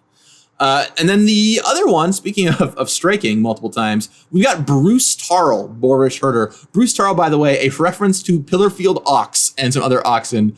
Bruce Tarl loves pushing those oxen around, even soon in the background here. It appeared on the flavor text of Pillarfield Ox and original Zendikar first. Wow. So funny flavor text character, a really deep cut. I know Ethan was very charmed by this one. 2 red-white for a 3/3 human ally as well. So once again, ally fans rejoice. Whenever Bruce, Tarl, Boris, Herder enters the battlefield or attacks, target creature you control gains double strike and lifelink until end of turn. So, attack and give something double strike and lifelink. Pretty nice. Thoughts on Bruce, Tarl? This card looks really fun to me. Like, similar to the, other one we just looked at. Like, I don't hate partner on this because the card itself is very tame. The rate is kind of weak, and all it does is make a really powerful attacker. So I think this card is cool. Maybe the power level is a little bit on the weak side for commander. But I don't hate this. I guess on second thought, I think this card is just a little bit too weak for commander. So it's just kind of unfortunate that red white just kind of got the short end of the stick with these partners. Well, to me, I'll say though that I think this is actually appropriate given the partner mechanic. We'll talk about that once again in a little bit. But given that this is a partner, I think this is a good power level and sees a decent amount of play too. The ETB double strike is pretty meaningful as well. The fact that it the turn you drop it does a thing to help your saboteur or what have you. So I did restore. I think this is great. I agree it's maybe on the weak side compared to the other partners, but a good spot overall for this. So yeah. All right, let's take a look at the deck here, Melissa. So we can start looking at the deck, but I'm gonna ask you a question. I'm kind of curious about this. Do you think that a 4-color artifact deck is just inherently a flawed concept? Just hey, we're gonna make a deck that is all about casting colorless cards, and we're gonna make it 4 colors. I can see 2 arguments to this, right? On one side, it's well, that sounds kind of ridiculous. You're gonna fill your deck full of colorless cards plus 4 colors. Why are you making this thing 4 colors if it's an artifact deck? On the other side of that, it is in a weird way, a mana smoothing mechanic of, you can still cast most of your cards because they're colorless artifacts. And then, you'll have time to draw your colors so you can actually cast your sweet color cards when you draw them. But, do you think it's an inherently flawed premise or that it's a very tough place to start from? That's a really good question because immediately my initial answer was no, it's not a flawed concept because we have lots of colored artifacts, and over the years we've made lots of artifact payoffs in all of these colors that this deck is. So I would at first have said no, but when these decks were being made, they were not really colored artifacts. It was kind of rare. You had colored artifacts on your Esper cards from Shards of Alara, which was weird at the time. But besides that, artifacts were just generally colorless.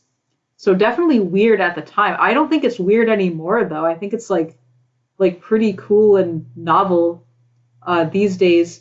Also, I will point out that currently on Magic Online, there is an artifact cube, which is all the 4 colors that this deck is except green, because green isn't really an artifact color, so that color got cut. And that cube has been looking really fun and very cohesive, and I've seen players just play a lot of different colors. There's a lot of different strategies, and that in red white you have equipment, and in blue you have all these value artifacts and a lot of interesting stuff you can do with these colors. So that was a really long answer.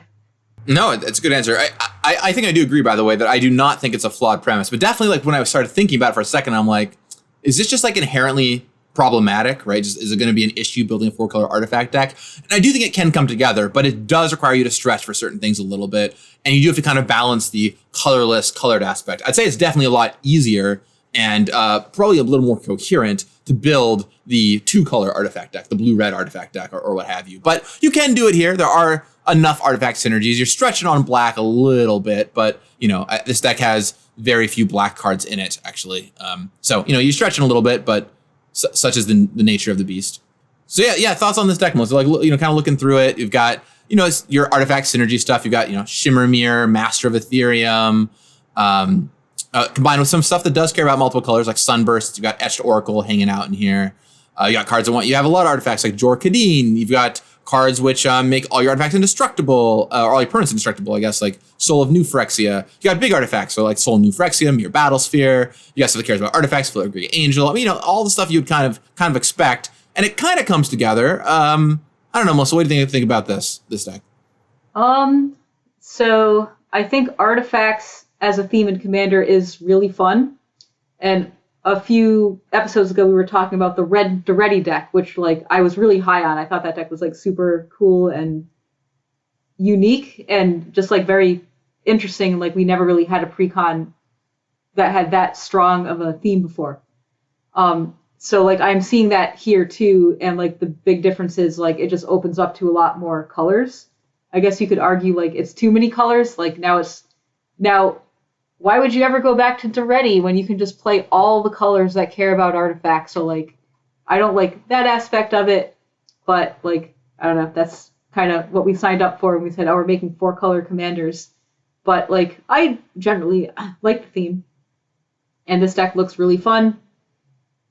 Yeah, like I'm a big fan of a lot of these cards I'm looking at. I remember liking the Esper of Shards of Alara stuff a lot. Seen a lot of that here. Yeah, and I guess I'm not as worried about, like we talked with Atraxa about obviating counter strategies, being a 4-color commander that cares about counters. With Brea, she's not like the best artifact commander. She's actually has only like minor artifact synergy going on that you can sacrifice artifacts for her. So I don't mind it, the fact that this exists, I guess. It doesn't feel like it's obviating artifact strategies to me. Yeah, like good point. Like Brea is just a weaker power level than Atraxa. So like, if you're like, I want to build my artifact commander deck, like you do have choices. You don't have to play Brea. You can like choose, you can play mono red, or, I'm sure there are lots of other artifact commanders out there of all different colors. Yeah, I'll say, I mean, this looks kind of like what I would expect. A lot of artifacts, stuff of all the colors. It is just, to the 4-color discussion again, it is just really light on things that make it feel like a 4-color deck because, half the deck or whatever, a huge chunk of the deck is just colorless artifacts. So, like I'm counting the number of like white and black cards in the deck, and it's a very small number of white and black cards are in this deck. Because, blue and red are kind of your core artifact colors a lot of the time. White as well, but just especially at this time, there's fewer things to do with it. So, it seems totally fine to me.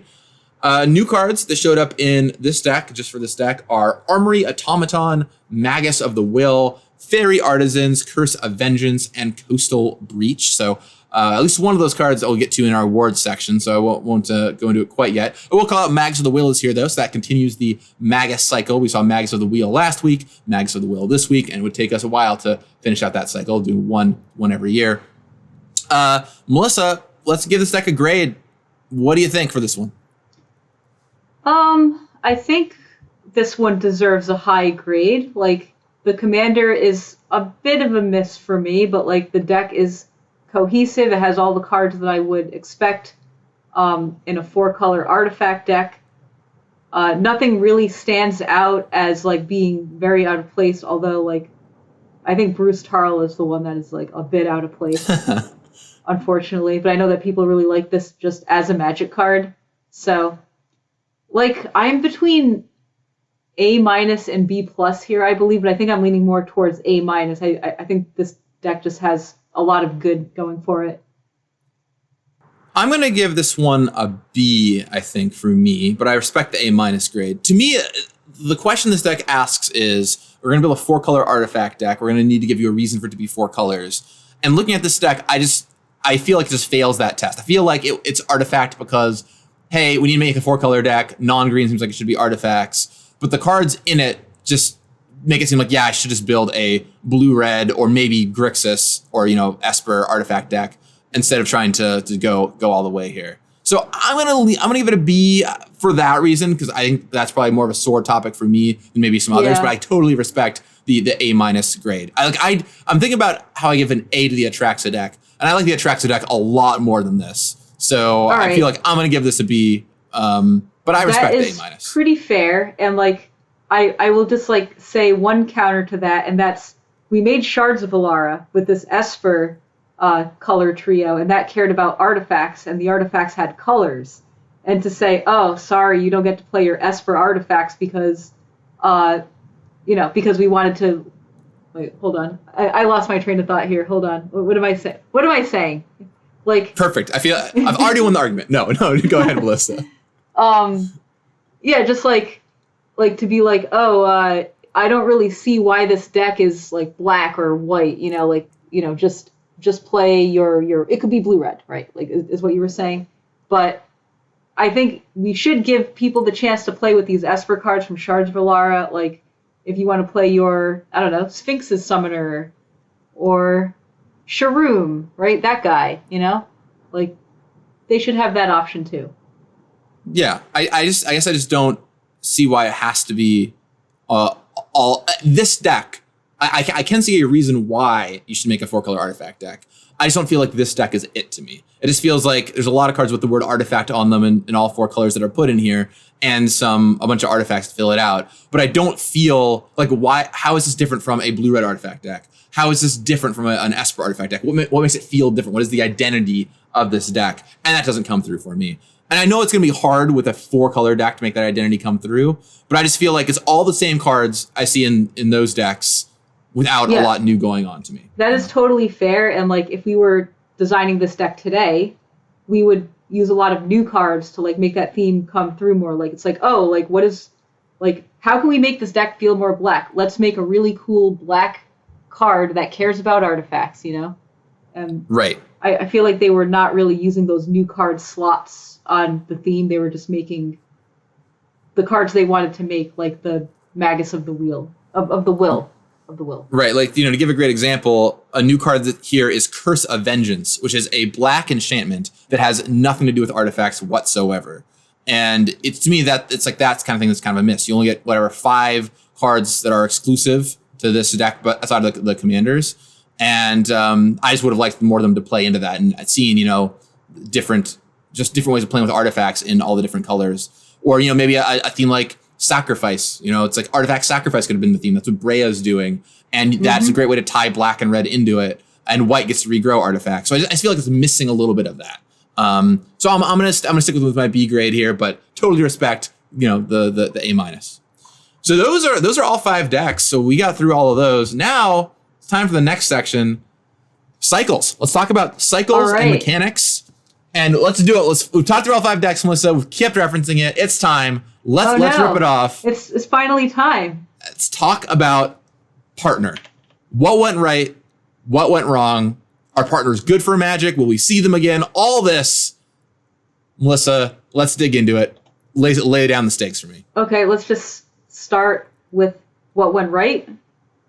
So what went right is it is a new novel space for Commander. It adds a new rule to the game. Magic has been around for like almost 30 years now. We need to find cool new mechanics to make the game feel different and fresh. And this was a very good attempt at that. So I think that's what went right, I would say. I'll also say, the way partners were created, you might think, oh, they came up with partner and they decided to do 4-color. It was actually the other way around. The team wanted to do 4-color and they needed to crack that nut. And so they realized they could use, 2-color partners to make it work together. So that's where it came from. And I think that solving the goal of, 4-color cards are very difficult to make. They did a great job of this being a good solve, like mechanically for that, right? It's like 4-color cards are very hard to make. They look very soupy. You can make 2-color cards and give them a lot more of an identity and put them together. So I thought that was a good solve. All right, so now we can move on to what went wrong. Is that what we're on now? Yeah, go for it. Okay. I mean, we don't have to go through in order, but let's start there maybe, and then we can do a wider discussion. Yeah, sure. All right, so like partner breaks a rule of Commander in a way that is like very powerful. Like you just have an additional card in your hand, which makes your deck just a lot more consistent than somebody who is playing without partner. And I think that is just overall a negative thing for Commander, because like if you are like, let's say that you want to build a 4-color Commander, right? And you have the choice between these like 4-color cards that we were just talking about, the faces of the deck, or these partners. It's just very hard to justify playing one of those face cards when I can play 2 Magic cards, especially when these Magic cards are like very strong rates and powerful and just does things that I want to do in Commander, like draw cards and ramp.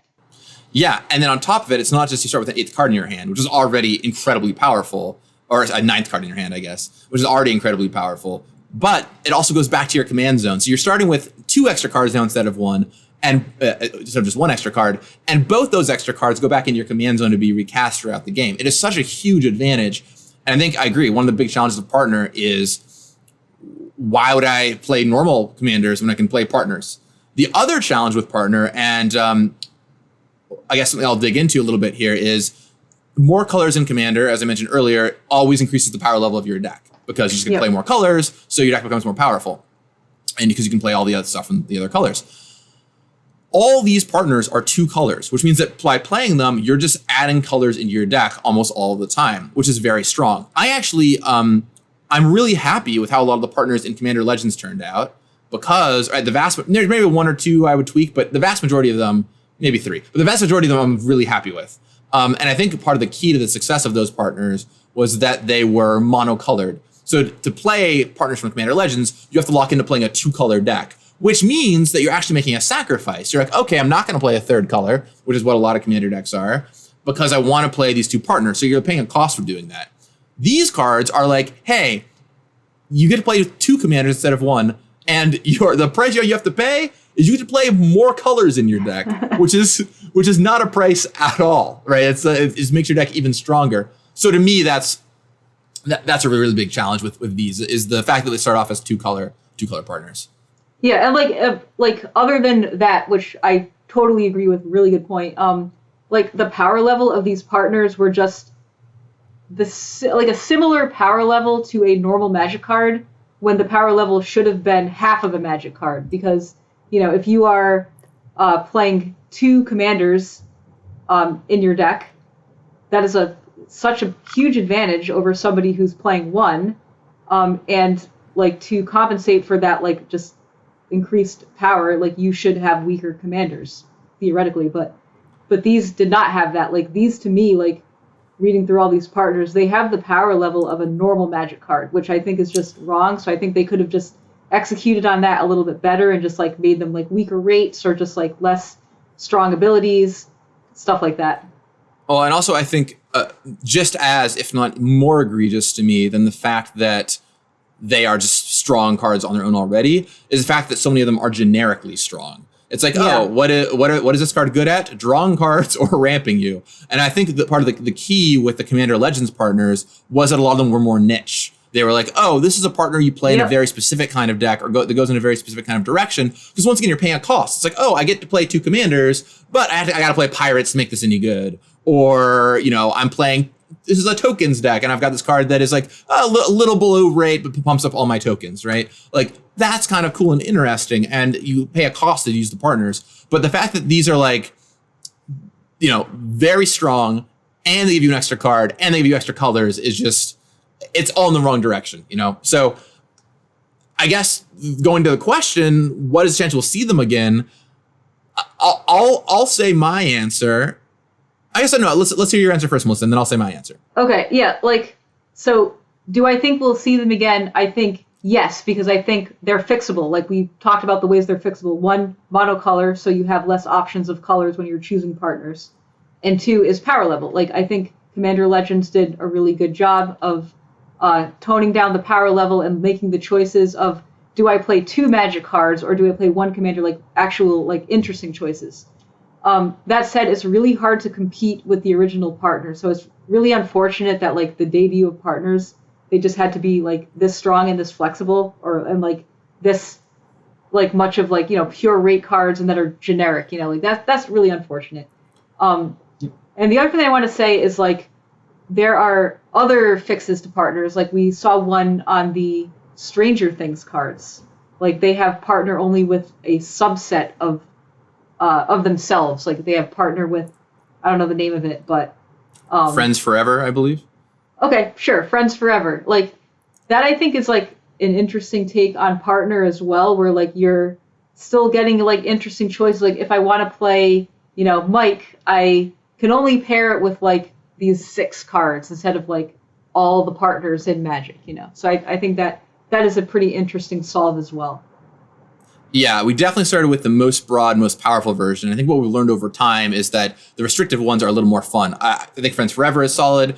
I am a huge fan of Partner With. I really enjoy Partner With, and I like that it lets you play with two commanders, but they're bounded on what they are, and they get to tell a story.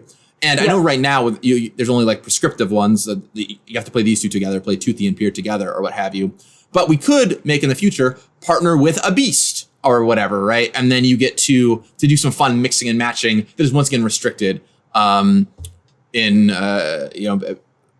Friends Forever. So yeah, I agree. It is really unfortunate we started with these ones because these are all incredibly powerful two-color partners, and now everyone we make has to compete against that. So, I think for many players, they're actually just in a different weight class than the Commander Legends partners. It's like, I don't really like playing with the C16 partners, but I love playing with the Commander Legends partners. I hear that often.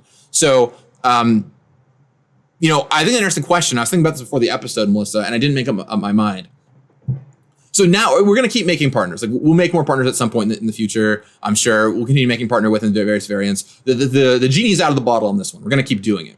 But I do have a question, listen. I was thinking about this before the episode. If we could just go back in time and never print partners and just say, nope, we're not doing this. We're not going to uncork this bottle, and we're just never going to touch second card in the command zone, would you do it? Butterfly effect, accidentally like cause horrible things to happen aside.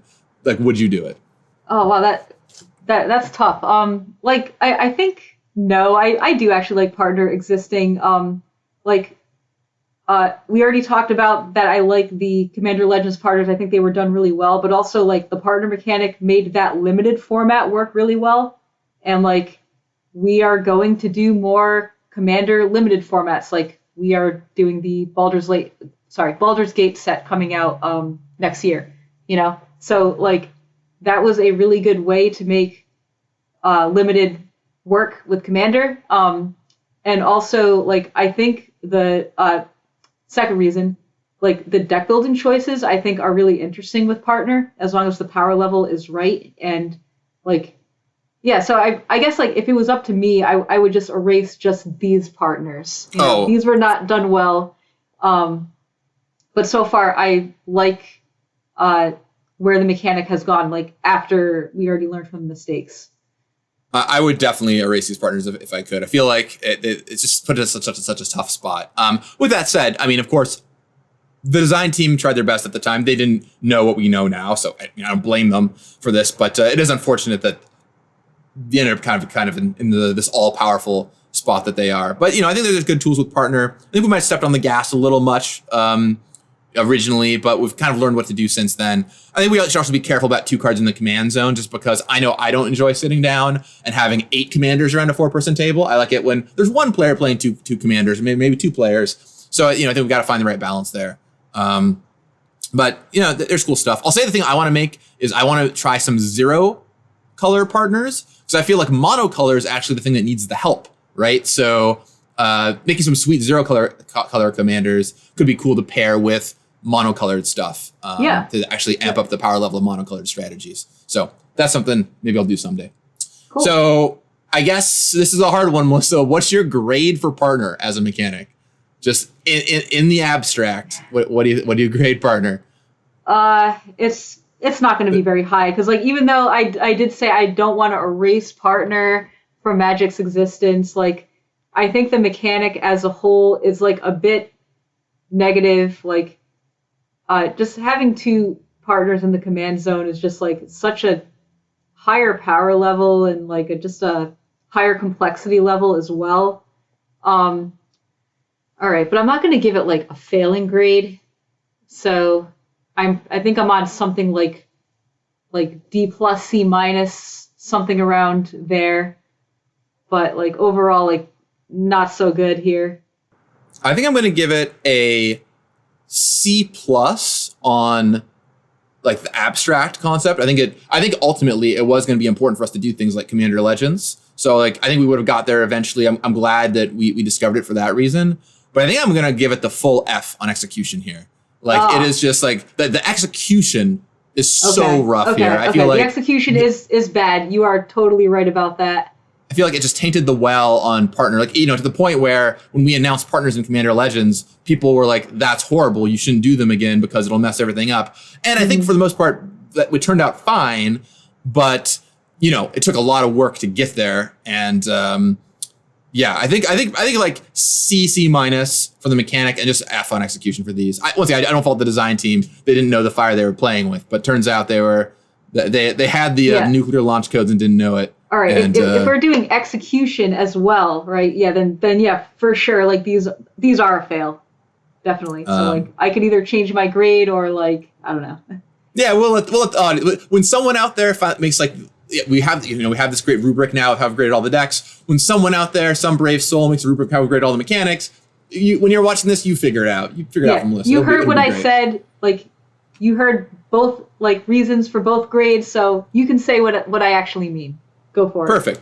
Let's move on to something which I think is going to be a lot less of a talking point, which is the Undaunted mechanic. Do you know what this one even does, Melissa? I do. I have a great story about the Undaunted mechanic. So. Oh, great. Let me just say that story real quick. I guess. Yeah. Tell the story and tell them what Undaunted is. Go for it. All right. Yeah. So I was given the task a few years ago to design brawl decks.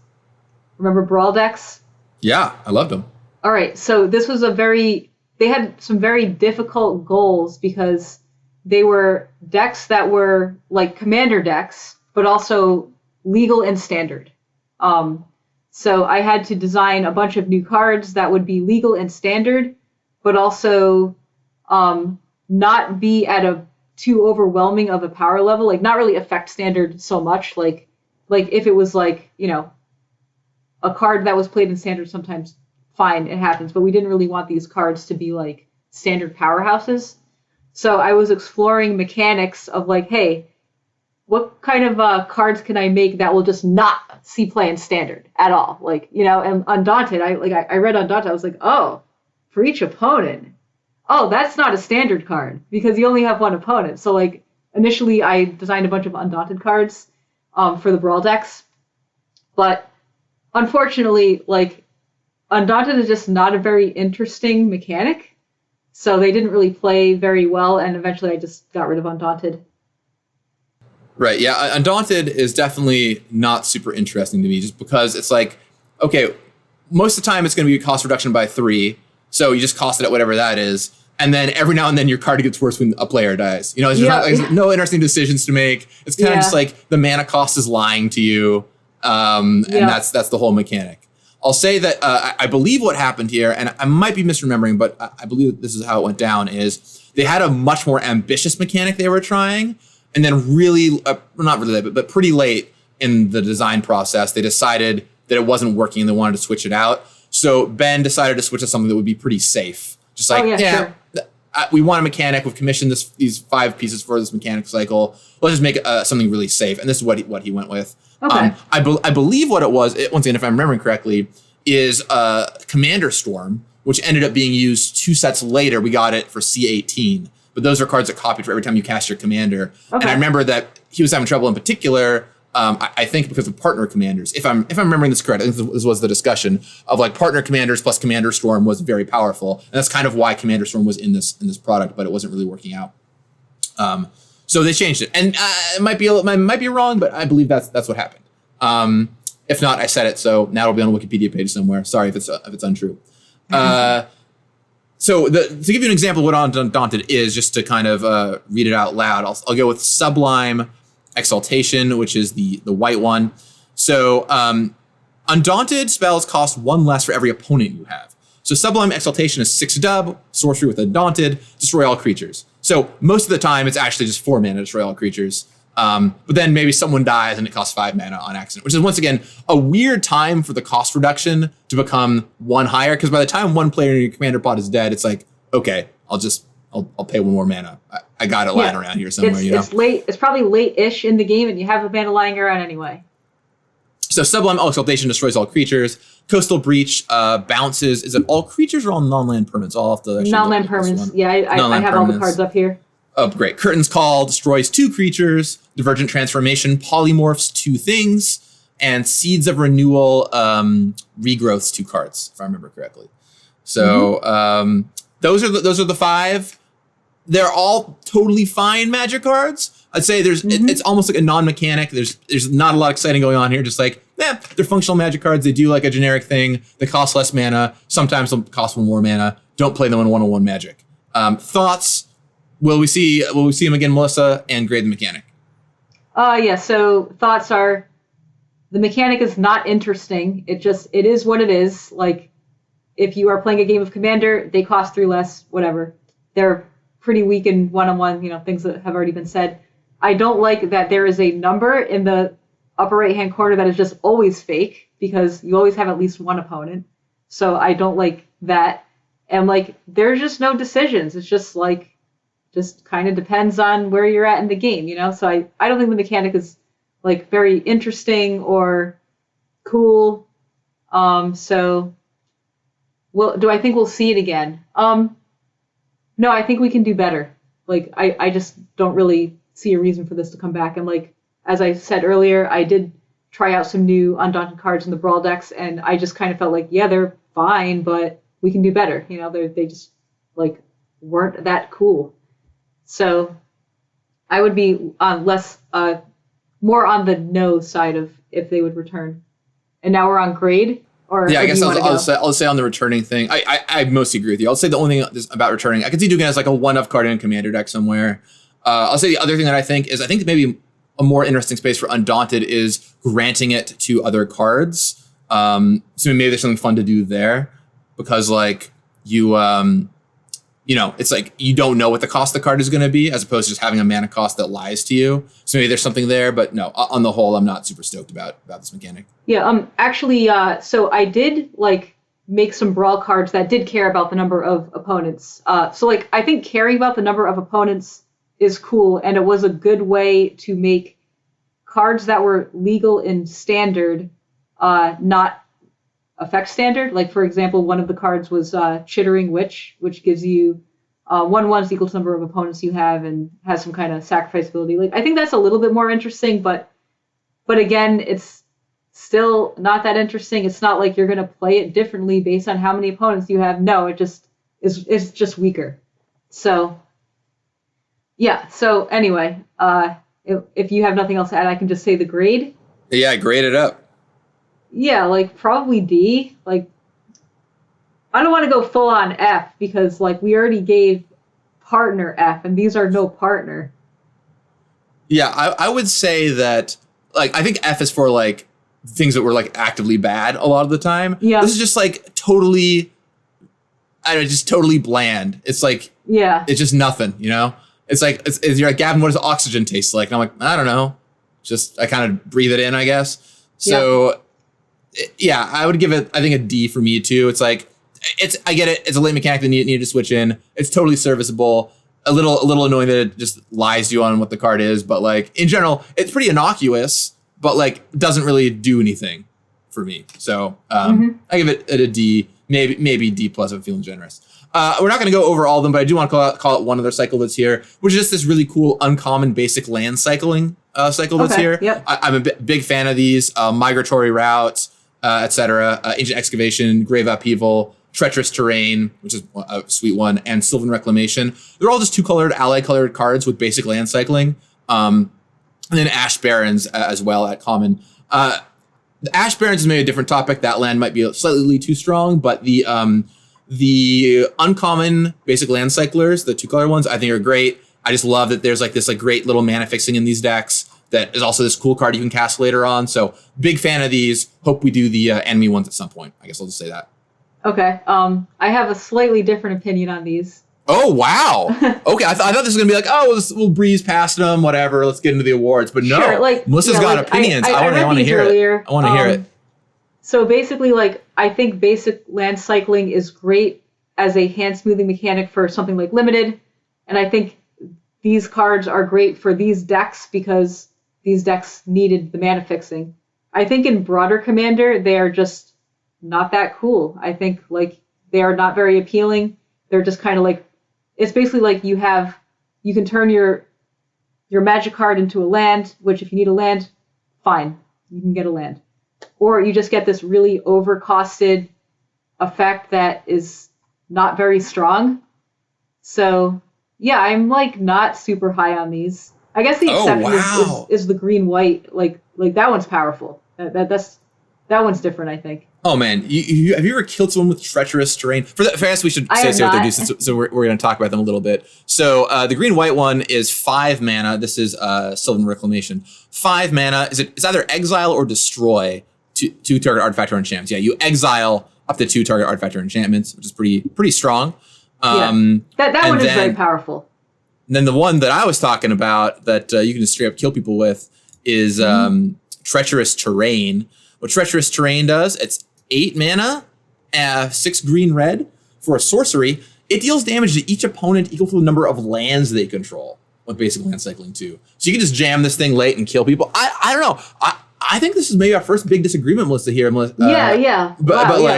I think these are sweet. Like, I love playing cards in my commander decks that are, you cycle them if you need a land because, like, getting mana screwed in commander sucks. Or late game, you have that versatility. Like, kicker is a sweet mechanic. These are kind of like, not to use the everything's kicker meme, but this is kind of like a kicker variant to me. I'm like, you can either, or modal variant, split card, I guess is what this is, right? Cycle it early on, late in the game, cast it and do the whole kit and caboodle. I love that kind of stuff. And I actually see all of these played, not at like the highest power level commander decks, but in like, the mid, like the 5 through 7 range. If you're going to use that scale, like, I see all these get used just because, they're, a great way to fix your mana in a 3+ color deck. And then late in the game, you cast them. But maybe I'm wrong.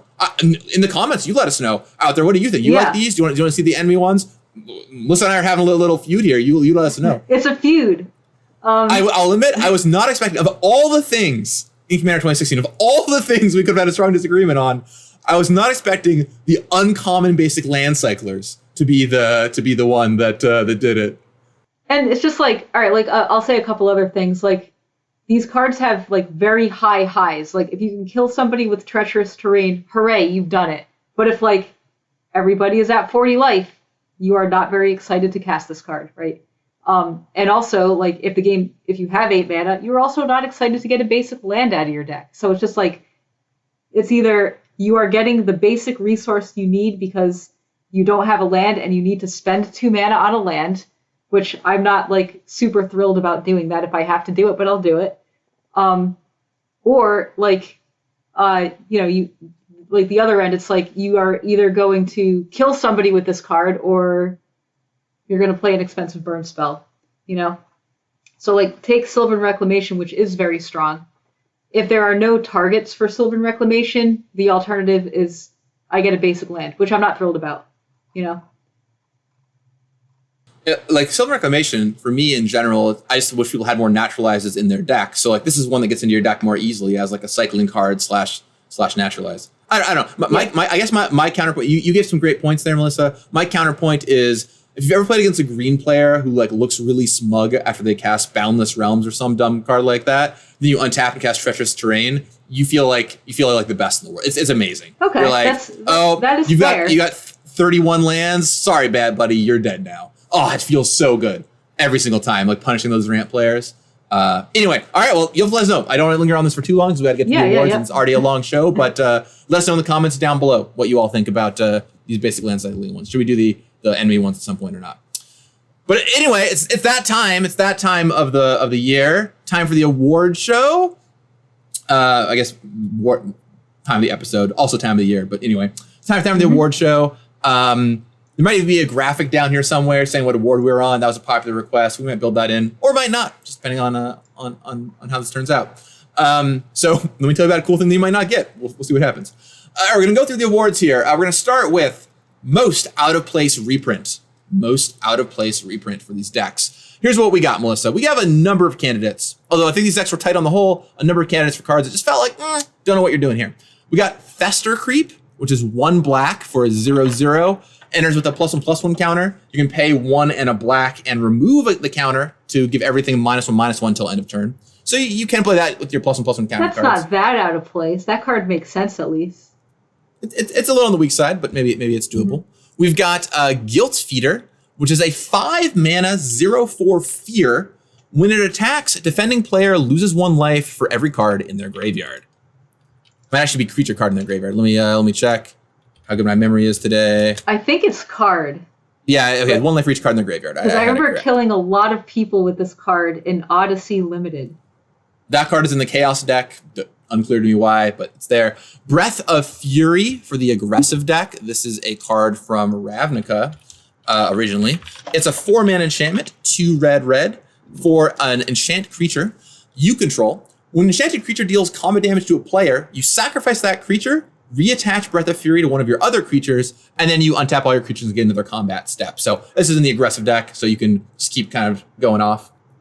We've got Grab the Reins, which when it's not busy being one of the best cards in Myriad Unlimited, is available here in your commander deck. 3 red, choose one, instant. Until end of turn, gain control of target creature and it gains haste.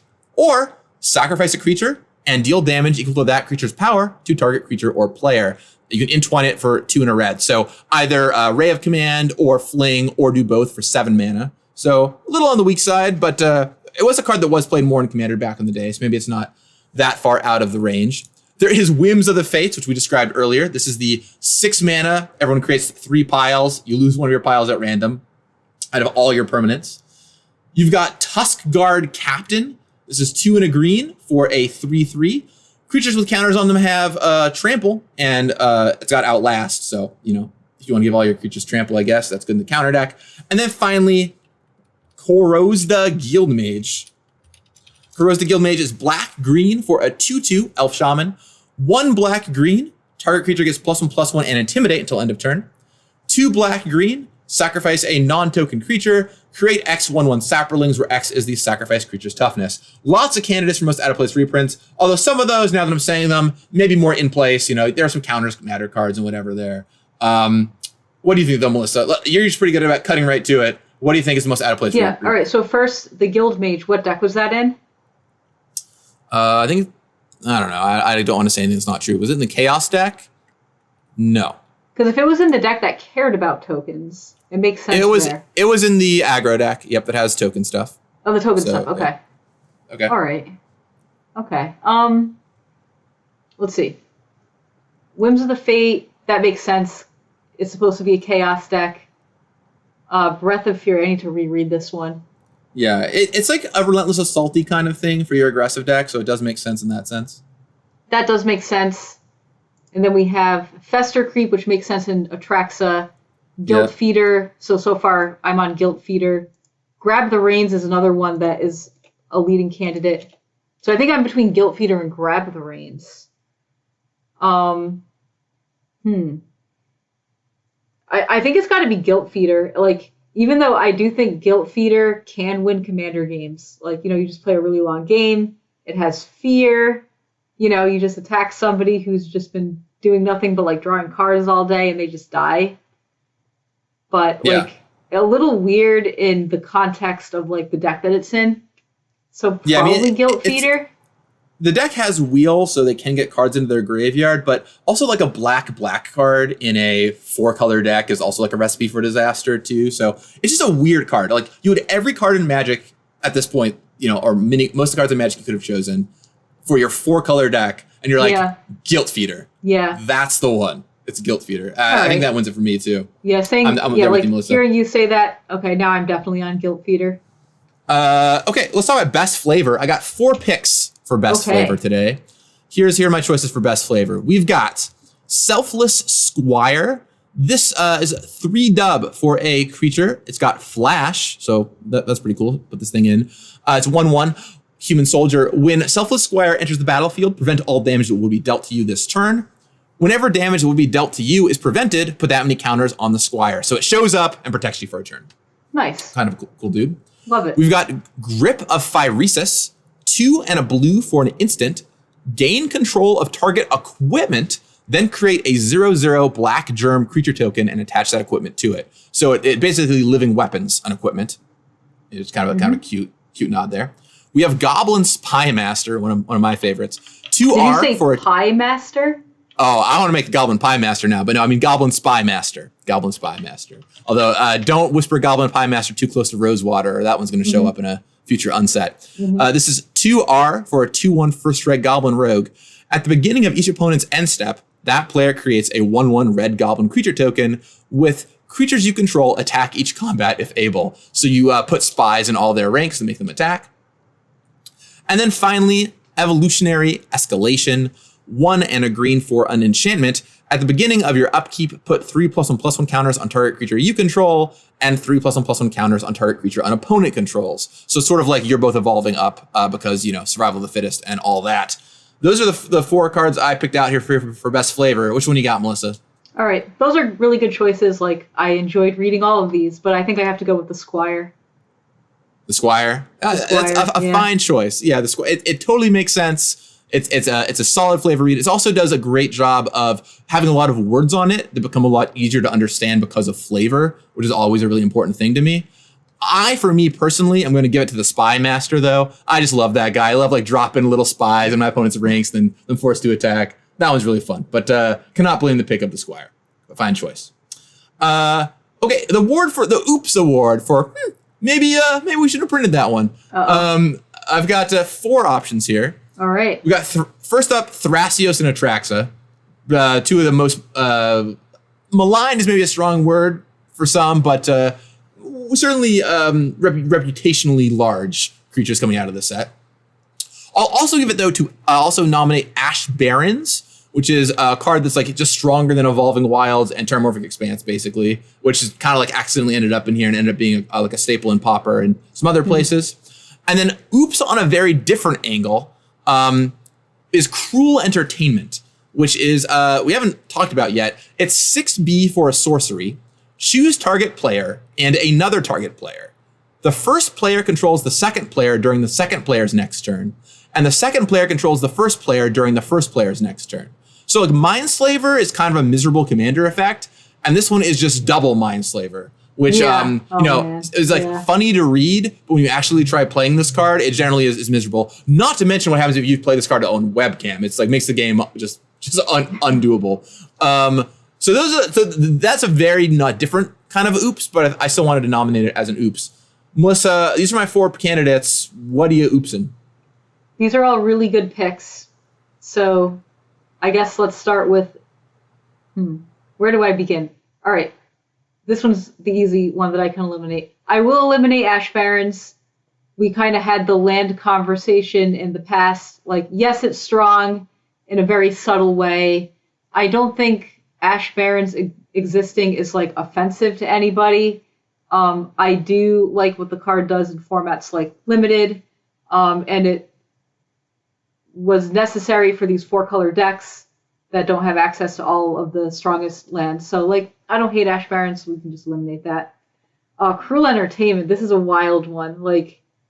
This card is doesn't look very fun at all. Wow. But when I think of the Oops Award, I kind of think of what is bad for the health of Magic. So I would give it to Thrasios because it had Partner, which we already went over about the reasons why it was just not good for the health of the game. And this card is very strong on rate, and it does things that are just very powerful and generic, and not really the way that we design Commander cards today. And it's a CEDH staple, which is probably a really good sign that this card is a mistake. So that is my vote. Yeah, I'm going to give it to Thrasios as well. I think for me, it comes down between Thrasios and Atraxa, and Thrasios is just... I literally had a motto of don't make more Thrasioses. So to me, that one's the Oops Award. Okay, Sweetest Legend. I have 6 candidates for this. We've talked about all of them already. We've got Bruce Tarl, because, come on, big Ox guy. How could you say no to Bruce Tarl? Atraxa, pretty sweet legend. It's a Phyrexian. They got that whole thing going on. Kaidel, this is the mana generating one. Kianos and Tyrio of Meletus, if you like the group hug kind of stuff, if you love 8 toughness.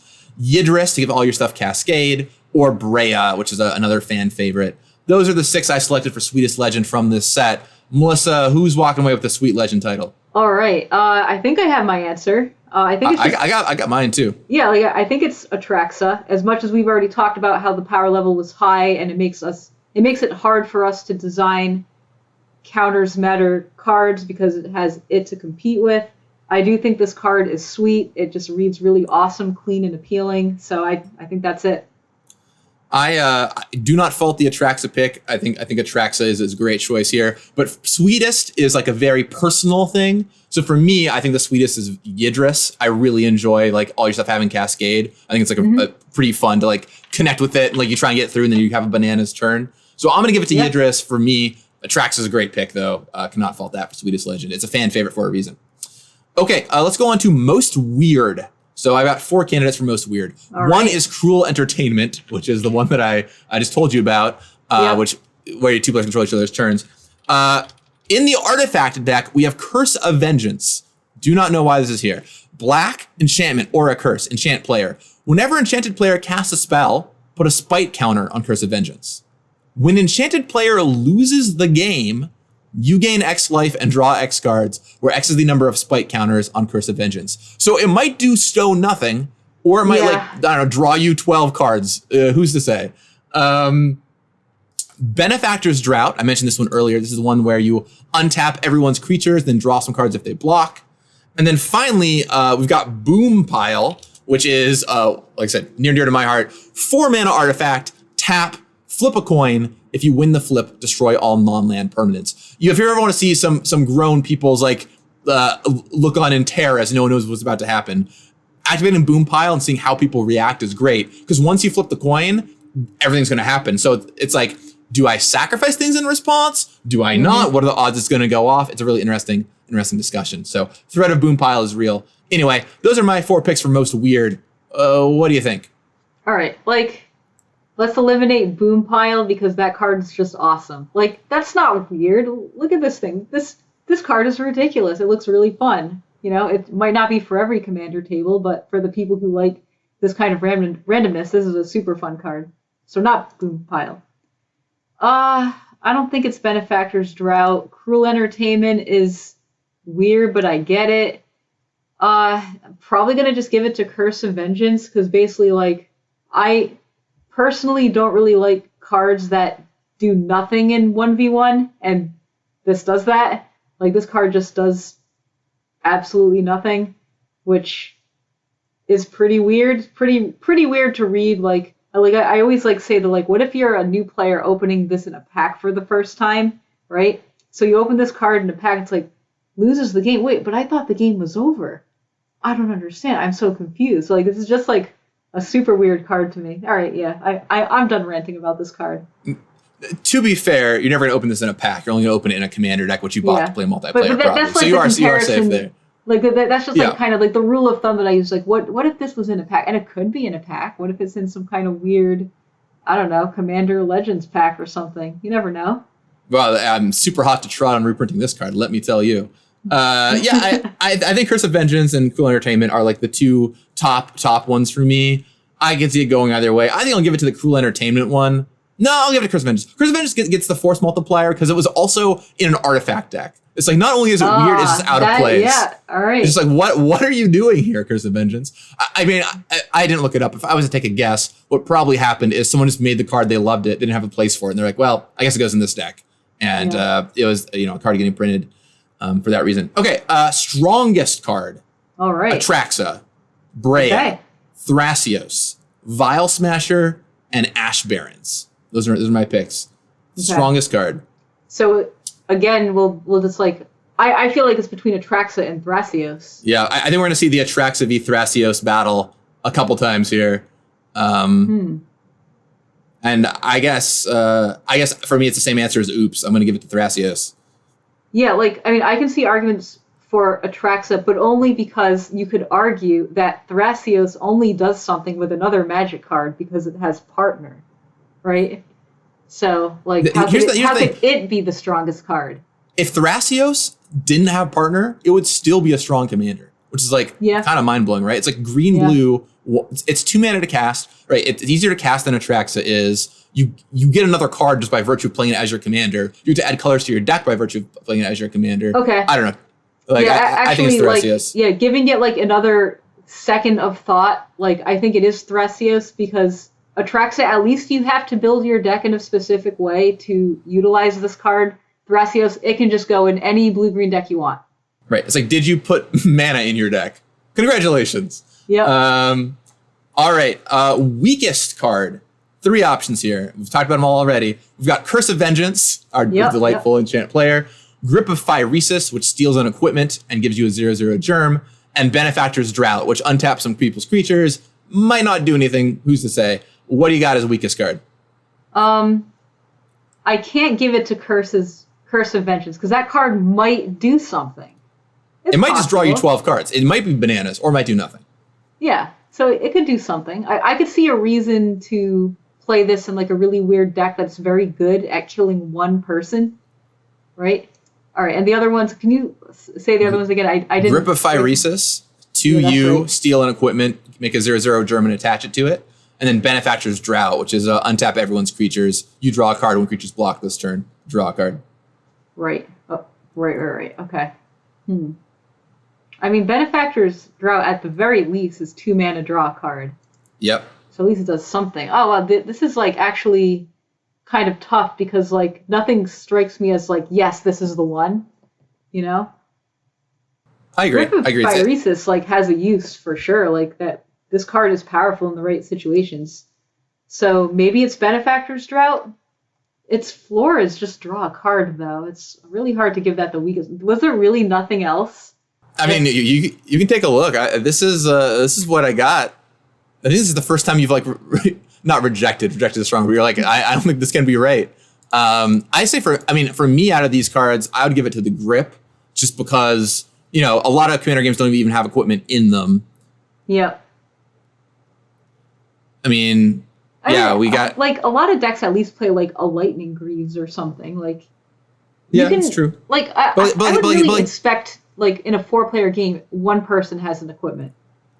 But, you know, like Carry Away is like not a card anyone plays. And that's like 2 mana taking equipment, I guess. I mean, other options you could talk about, there's like Conqueror's Flail, which is a colorless equipment. So I like didn't want to put that in there because, you know, any deck could play it. Colorless cards are hard to be like the weakest card. Maybe for you, because, you know, you have different opinions than me, you might put one of these basic land cycling cards as the weakest card.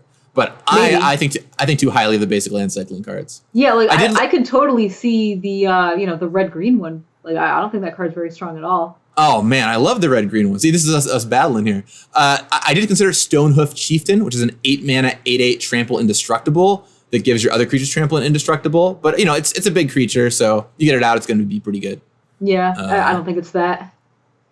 There's Frenzied Fugue, which gives you control of a permanent during your turn. So it's an aura that every turn you gain control of what it's enchanting until end of turn. But it's still like you can take their land or take their enchantment or whatever. Could any of the Undaunted cards be in consideration?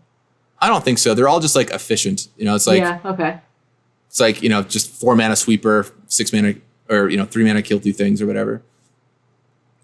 I don't know. All right. I think I'm gonna give it to I'm just gonna give it to Grip of Phyresis for me. You can have a different answer if you want, but I think that's my pick. If you want to say the 8 mana land cycling card, you can say it. Just know that, that I'm gonna disagree with you. I don't think I can in my right mind say that because like its floor is like you get a basic land. I don't know. If Benefactor's Drought didn't say draw a card, it would be that for sure. Oh, for sure. It's not even close to But close. It says draw a card, so it does something, you know? Right. Or Grip of Phyresis might just be stuck in your hand. I don't know. But you're right about the Lightning Greaves, though. You are right about the Lightning Greaves. Although, ironically, if you cast on Lightning Greaves, then the germ just dies. So you just cast Carry Away. Yeah, all right. Maybe the Grip is the narrowest, so like maybe it's that. But it's a sweet card. Grip is a sweet card. I think it's just the weakest for me. But let us know in the comments. Maybe you have a different opinion. You know, maybe there's someone out there who has a strong opinion about this. Okay, fine. I will actually give an answer. I will give the answer to the Benefactor's Drought because this card has the highest likelihood of doing nothing, I think. And like when it even does the thing, all that happens is you draw some cards and sometimes untapping all opponents' creatures, you just don't want to do that. So like I think the use case for this is worse than like the Grip. Okay. I just find it hard to get to a cantrip. But anyway, final answer. You got a final answer. All right, so we're gonna move on to it. For the card that won the set, I'm gonna delete my other options here because really it only comes down to 2 cards: Atraxa or Thrasios. Card that won the set. Okay. I got my pick. I have my answer. I think it's Atraxa. Like I can't in my right mind give it to Thrasios because of partner and all the problems that we said that it has, and feel like this is like the fourth time I'm saying this, but Atraxa is just like very cool, clean, powerful, and appealing, and just super awesome creature types. So yeah, we'll just do Atraxa. Yeah, to me, Atraxa's it. It's like, it's strong, but not in the way that Thrasios is strong. It's like strong, but in probably too strong, but like not unreasonable. Not entirely unreasonable. It is a 4-color commander from a 4-color product. It is a sweet Phyrexian. I'm going to give it to Atraxa. So great work, Ali. If you're out there, I know you listen to these sometimes. Great work. Your card winning the set here. Well done. And Melissa, there's only one thing left to do. Final grade. Talked about it all. All right. Commander 2016. What are we going to give? This set has highs, it's got lows, it's got ups, it's got downs. Let me consult the other, I guess, the tier maker, right? Oh, yeah. So this is by commanders, though. Not by... Well, the commander finals. On the tier maker thing is for the deck. It's for the whole deck. Yeah. So the one thing I'll say before we give a final grade is that really caught me about this deck product is that there's a gigantic delta in the power level of the commanders versus the power level of the other cards. Like the commanders are all just very strong and they've got partner and they're 4-color doing wacky stuff, whatever. A lot of these other cards are just incredibly forgettable. Like I had to read mini cards from this set, which, is surprising to me. I just forgot they existed. There are cards we haven't even talked about that you probably don't know exist. Like, so that definitely caught me by surprise. So I guess I'll say that. And then Melissa, what do you think for this one? So I'll just go over a couple of thoughts. So there are some very awesome cards in this set. There are some also just super forgettable cards, like the Undaunted cards, which we talked a ton about. And there were a ton of cards that just were not great for the long-term health of Magic and the partner. So I think that is going to give my grade a couple of dings there. So overall, I think I'm going to give this a little bit of a lower grade than I've given the other decks. Although I don't remember what I gave all of them, but I feel like I gave them all A's and B's and stuff. So this one I feel is kind of on the lower side, So I think I'm feeling C minus here, but I could even see lower just based on what is keeping it high. Atraxa, the themes. The themes were medium to high. So I could totally see C minus, Yeah, I'm actually in the same ballpark as you. I think it's CC minus. For me, there's some cool stuff going on here, for sure. But to me, what it really boils back to is we talk about design, right? That's what we're doing. Is we're talking about the design of these decks, not the power level of these decks. And to me, just doing 4-color commanders in retrospect, I think was just a flawed thing to do with 5 commander decks. I think as 1 or maybe 2 decks in a larger product, that could have totally worked. I think that making 4-color commanders in a standard set, I think we could do at some point, or a commander legend set, maybe something like that. But doing 5 4-color decks after seeing how they all turned out, I think it's just a flawed premise. Just your decks are going to look soupy and the same. It's going to be really hard to make them work. And I'd rather just give the players the commanders in a booster or something like that and let them go make the deck with it, right? So I think, and plus, partner was a cool mechanic, but the execution here was bad. So I think I'm in C minus territory. And I think, to be clear, I think Ben and Ethan did great work overall on a lot of stuff going on in these decks. But just, looking at it with how it played out in history and how they hit, I think I'm going to go C minus for these. Yeah, in hindsight, what you're saying definitely makes sense. These were just not the best designed decks. But if you think about at the time, players were asking for this. They didn't have any options to play a 4-color commander. They had 5-color, they had 3-color. They didn't have any 4-color. And this gave them the option to finally do that. So I think the goal was noble, but the execution was pretty poor. So yeah, C minus. There are other ways of doing it. So yeah, I guess also I'll give it C minus. I think that's where we'll settle for this one. Yeah, C minus makes a lot of sense. I mean, maybe those watching at home, if you have any other opinion, should it be even lower? Let us know.